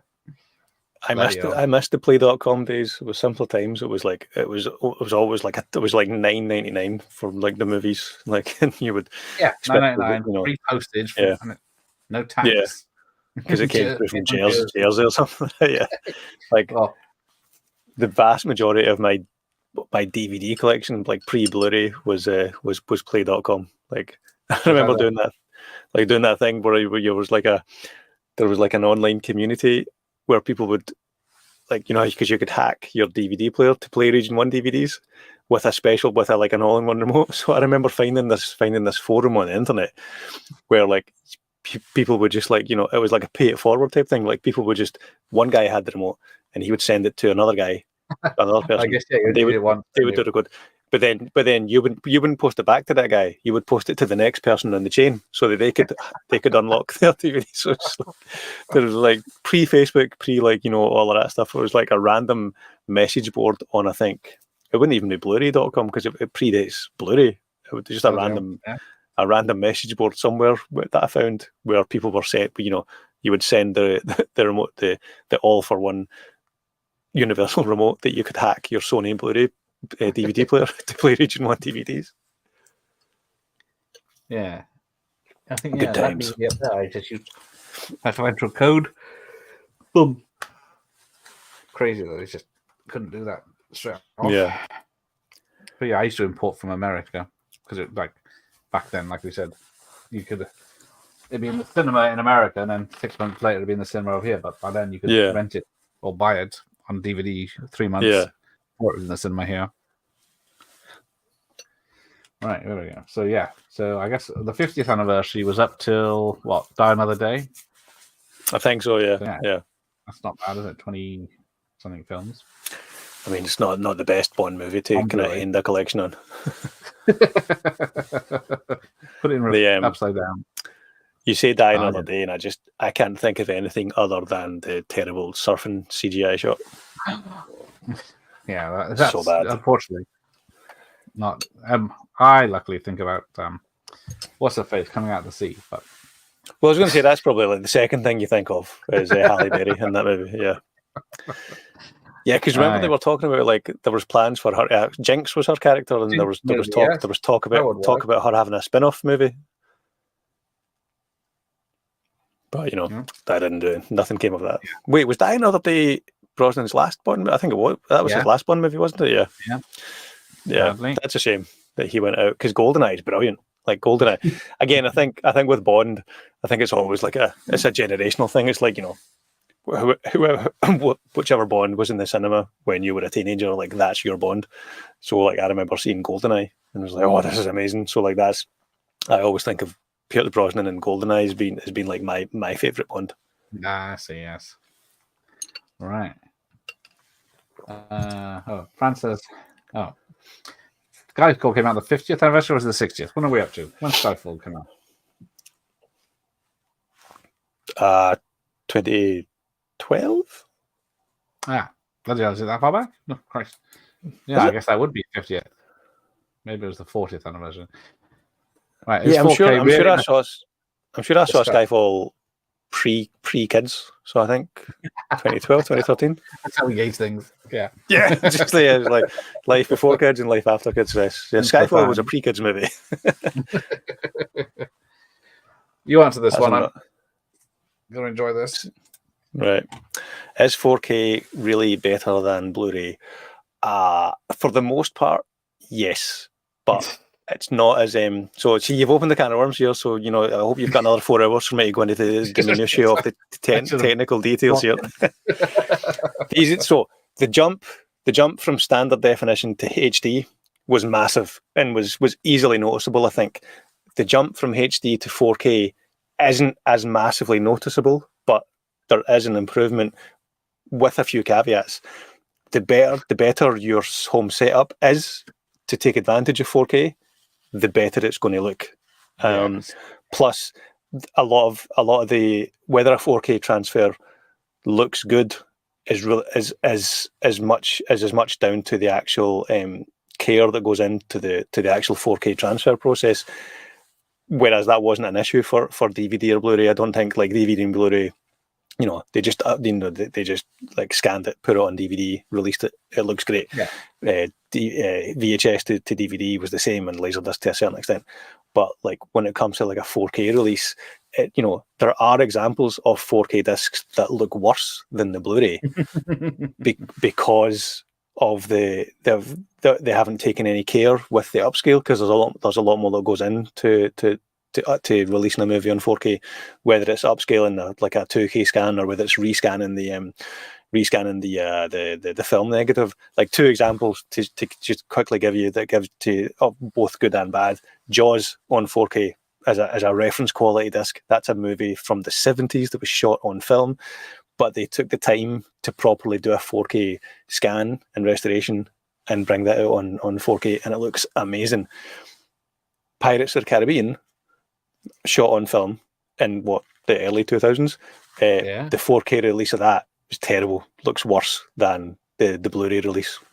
They've done like a digital noise reduction pass on it, but they've scrubbed like the organic film grain, and people just look waxy. So that's probably a longer answer than you were expecting for Playing Down Under. No, but yeah, so 4K is better than Blu-ray, but it's not as obvious as the jump from DVD to Blu-ray, shall we say? Okay. And again, it depends on your home setup as well. So but if you have any 4K player and a 4K TV, and you're not sure whether 4K is worth it or not, get Jaws on 4K, and that's your answer. Yeah, if it looks amazing, you're doing good. Honestly, there's you'll find it'll probably be on YouTube as well. There's a featurette, like a making of documentary, or like not even a documentary, but one of the extras on the Blu-ray on the 4K disc is about the restoration process they did for Jaws, and it's just fascinating how the care and the attention to detail and the love that went into like restoring from like the original film negative or one of the original negatives, cleaning it and rescanning it and putting it out on 4K. Yeah, so if you're wondering about 4K, watch Jaws on 4K. There's your answer. What was the Jaws you got recently? The big box. Oh yeah, that's the Film Vault release, which you can see on my channel. I did an unboxing of that. So Vice Press is the name of the company, which is a UK company that's just started doing premium 4K releases, and it's not a steelbook, which is so. Initially, I wasn't going to buy it, but it's Jaws, and I tend to be a sucker for any Jaws release. I'll try and pick up a copy of it for the Jaws collection. Like I think that's now the 4th copy on Jaws that I have on 4K, let alone in general. But yeah, so Vice Press is the company. It's a UK based company, and their line of 4K releases is called the Film Vault, and Jaws is number 6 of I think 8 releases that those guys have done. All the information for that is on one of the most recent videos on my channel. You can see that, but that's yeah. I mean, get that release if you want to spend, because it's a beautiful release. But or you can find the VHS copy there. I got, like you said, I got 3 or 4 versions of that now. So, yeah, on VHS, and then not including DVDs. Yeah, so. I think Jaws is probably now the movie that I have most versions of. It used to be Terminator 2. But I think Jaws is now the movie that I own most versions of. Probably like easily 10, maybe even a dozen versions of Jaws between. I don't have a VHS collection anymore, but I've got the DVD, I've got the Blu-ray, Yeah. I've got two versions of the Blu-ray, and I think 4 versions of the 4K release, and When's both the last time you Blu-ray watched it? steelbooks. Say again? When's the last time you watched it? Oh, my partner and one of our kids, it's their favourite movie. So Jaws is watched. I reckon probably once a month. Jaws is watched in this household. Yeah. All right. I'll let you off. So yeah, MGM are probably not releasing Bond on 4K in a box set complete anytime soon, are they? They're putting Amazon own them now, so. Oh, that's right. Amazon bought Bond, yeah. I'm invincible. Yeah, You say that. exactly. So GoldenEye, that's my Bond. And that's Alan Cumming, a Scottish actor. Is he though? I think GoldenEye's my favourite Bond movie, but I don't know whether I would say Brosnan. GoldenEye's definitely my favourite Bond movie, but again, I think that's huge. That's linked to the age you are when you see movies. I like Daniel. I'd really like Daniel Craig. Casino Royale is really good, I think. Quantum of Solace is pretty poor. I wasn't a huge fan of Skyfall or Spectre, but I did like No Time to Die. So I liked Casino Royale. I liked Daniel Craig's first and last Bond movie. The 3 in the middle, I could skip over. Okay. But when it comes to Skyfall, even though I don't like Skyfall, I know I'm in the vast minority. I think most people loved Skyfall. I just was like, wasn't a huge fan. I can say, "Let the sky fall." Right. Yeah, good job. So yeah, that's the 4K. It is to a point. Yeah. Unlike is the best film, but Well Enough is his best performance. I can see that. Yeah, he was brilliant out. The World is that? Hang on, what's the one with Michelle Yeoh? That's Tomorrow Never Dies. That's his second one.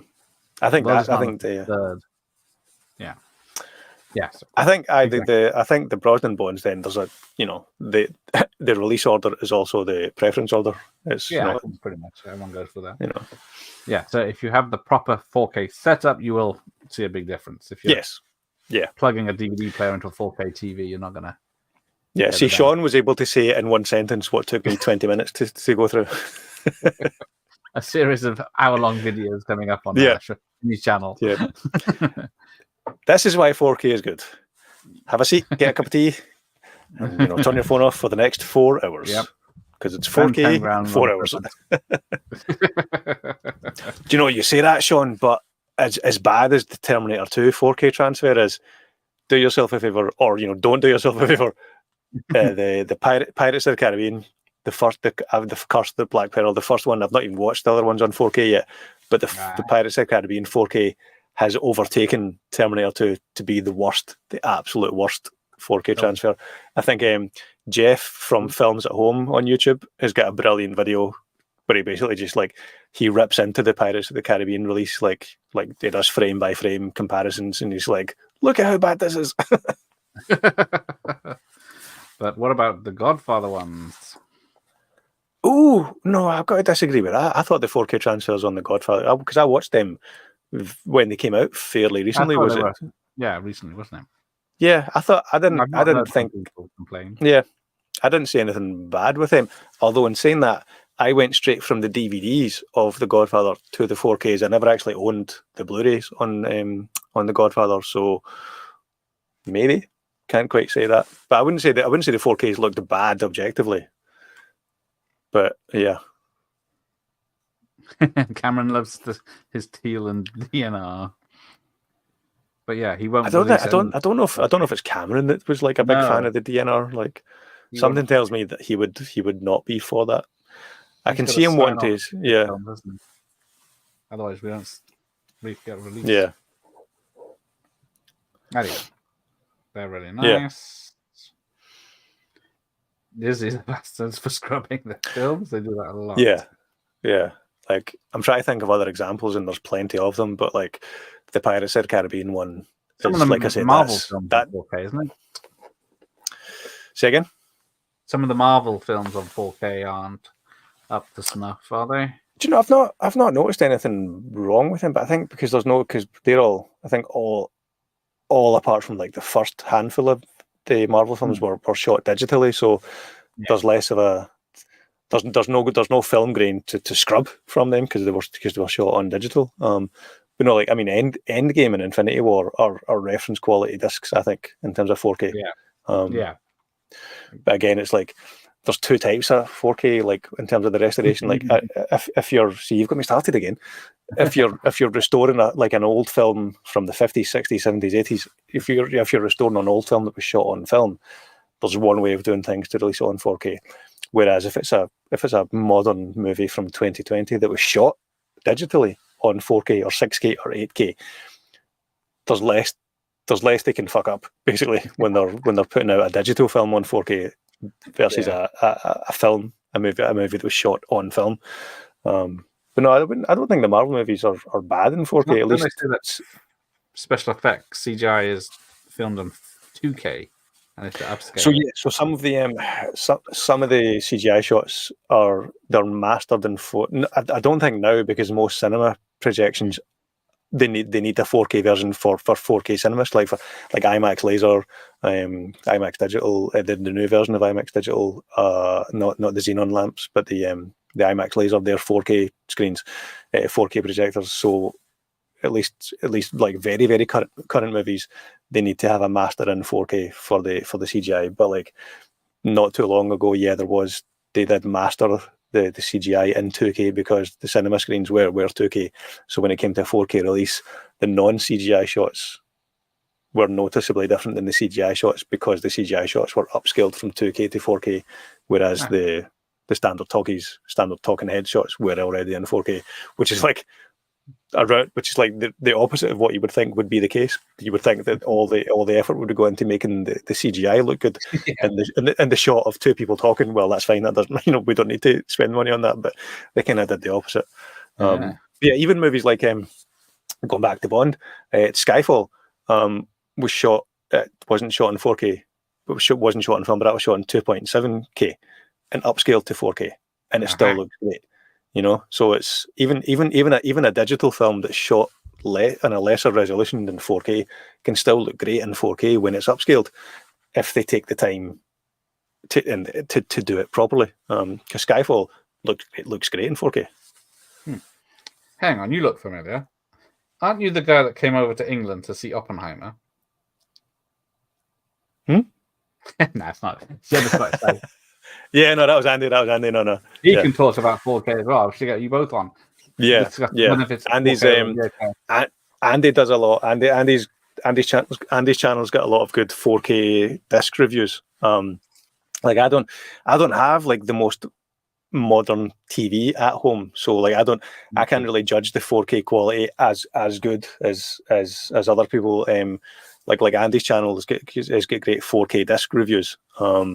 Whereas I'm more like, look at how pretty the packaging is for this, Look at my lovely Jaws laser block. Exactly. Yeah. Andy's at Electric Geek on YouTube. He's got some great reviews about the actual quality of a 4K disc. Whereas I'm like, look at the quality of this steelbook and look at the artwork. No, I'd like to get you both in the room. Look at the embossing on this. Look at how it feels when you touch it. It's nice. It's very nice. You both in the room to fix my 4K Connect TV setting. Yeah. Would you agree? Yeah. No, yeah. Andy's Oppenheimer video is brilliant because he went down to England to Manchester. He did like a 3.5-hour drive to watch Oppenheimer in IMAX film. I wasn't as committed as that, but I did see Oppenheimer twice in the one day. Because I wanted to see what like IMAX laser compared to 70mm non-IMAX film looked like, because it was two very different ways of projecting the same movie, and I was like, that's interesting. And then I thought, I'm going to see that, and then I thought, hang on a minute, that'd be a good YouTube video. Yeah, and it turned out to be a good YouTube video, I think. Yeah, just a video about a film where lots of dull men talking about machinery for 2 hours, 3 hours, whatever it is. Yes, Sean. There's a brilliant example of a recent movie as well. So the Bloodsport 4K. Again, there's a video of that on my channel. The Bloodsport 4K is a good transfer as well. That's a good example of a low budget 80s movie that was shot on film looks better than that they've done a good restoration on. Yeah, the 4K disc on that. Again, I don't even know if they had a Blu-ray release on that. So I can't compare it to a Blu-ray release. I had or still have the DVD of Bloodsport. But yeah, the 4K release of Bloodsport looks amazing, considering it's like, it's a low budget Van Damme movie from the 80s. It's like a low budget release on everything, and then suddenly the 4K is the best looking. Yeah, but like Howard the Duck has a 4K release, which is like so movies like Bloodsport, movies like Howard the Duck, they have a 4K release, but we don't even have True Lies or The Abyss on Blu-ray, let alone on 4K. And you're just like, what? Something's not quite right in the Matrix with that, You're never gonna get. Well, you got 3 Avatar sequels to come before he even thinks about fixing those. Yeah. There's a somebody was just asking if Bloodsport is on 4K. There is a Bloodsport. I don't know if it was released. Austin. I don't know if it was released in. I don't know where you're from, but it was definite. Yeah. So I don't know if it's been released in the States, but in Europe, there's been 2 or 3 different releases of Bloodsport on 4K in Europe. There's a media book from Germany. And then a general steelbook that just came out about a month ago. Both look really cool. Yeah. Back to the important stuff. I do. Now, this is the widescreen release. This is the remastered, so it looks better than 4K, you see, and it's uncut, which is the important bit, in widescreen. So, on your little 14-inch TV, how much of that is going to be cut off then? Right, I'm going upstairs. I have Pearl Harbor as an X-rental, and it's in widescreen, which is very odd. Yeah. So if you got, what's that, 3 hours film? Well, chuck that on. Oh, yeah. 3 hours, sorry. Yep. I've got a lot of time for Pearl Harbor. Like, I've got a big soft spot for that. Once it gets going, I can appreciate it. Yeah. This love triangle is a pointless effort. Oh, see, everyone's collecting several versions. He's got Hellraiser and several versions of RoboCop. There you go. Oh, Blu-ray was again. I had no complaints about the 4K transfers on the Godfathers. I did have a complaint about the third one. It's the code. There was the re-edit of the third one, the coda of the death of Michael. And I was expecting like it's not that different. Like I was expecting it to be noticeably different, and I don't think it was. I was just like, and to the point where it finished, and I double checked that I'd put the right disc in. I was like, is this the action? Or I double checked that I'd clicked the right one, and I had. It's not. It wasn't that different. A con. Apocalypse Now, 4K, another Francis Ford Coppola one. We'll wrap this up.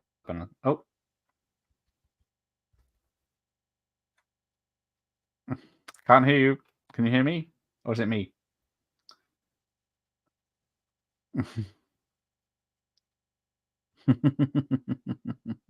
I can't hear you. You can't hear me. Who's gone wrong? Lazenby.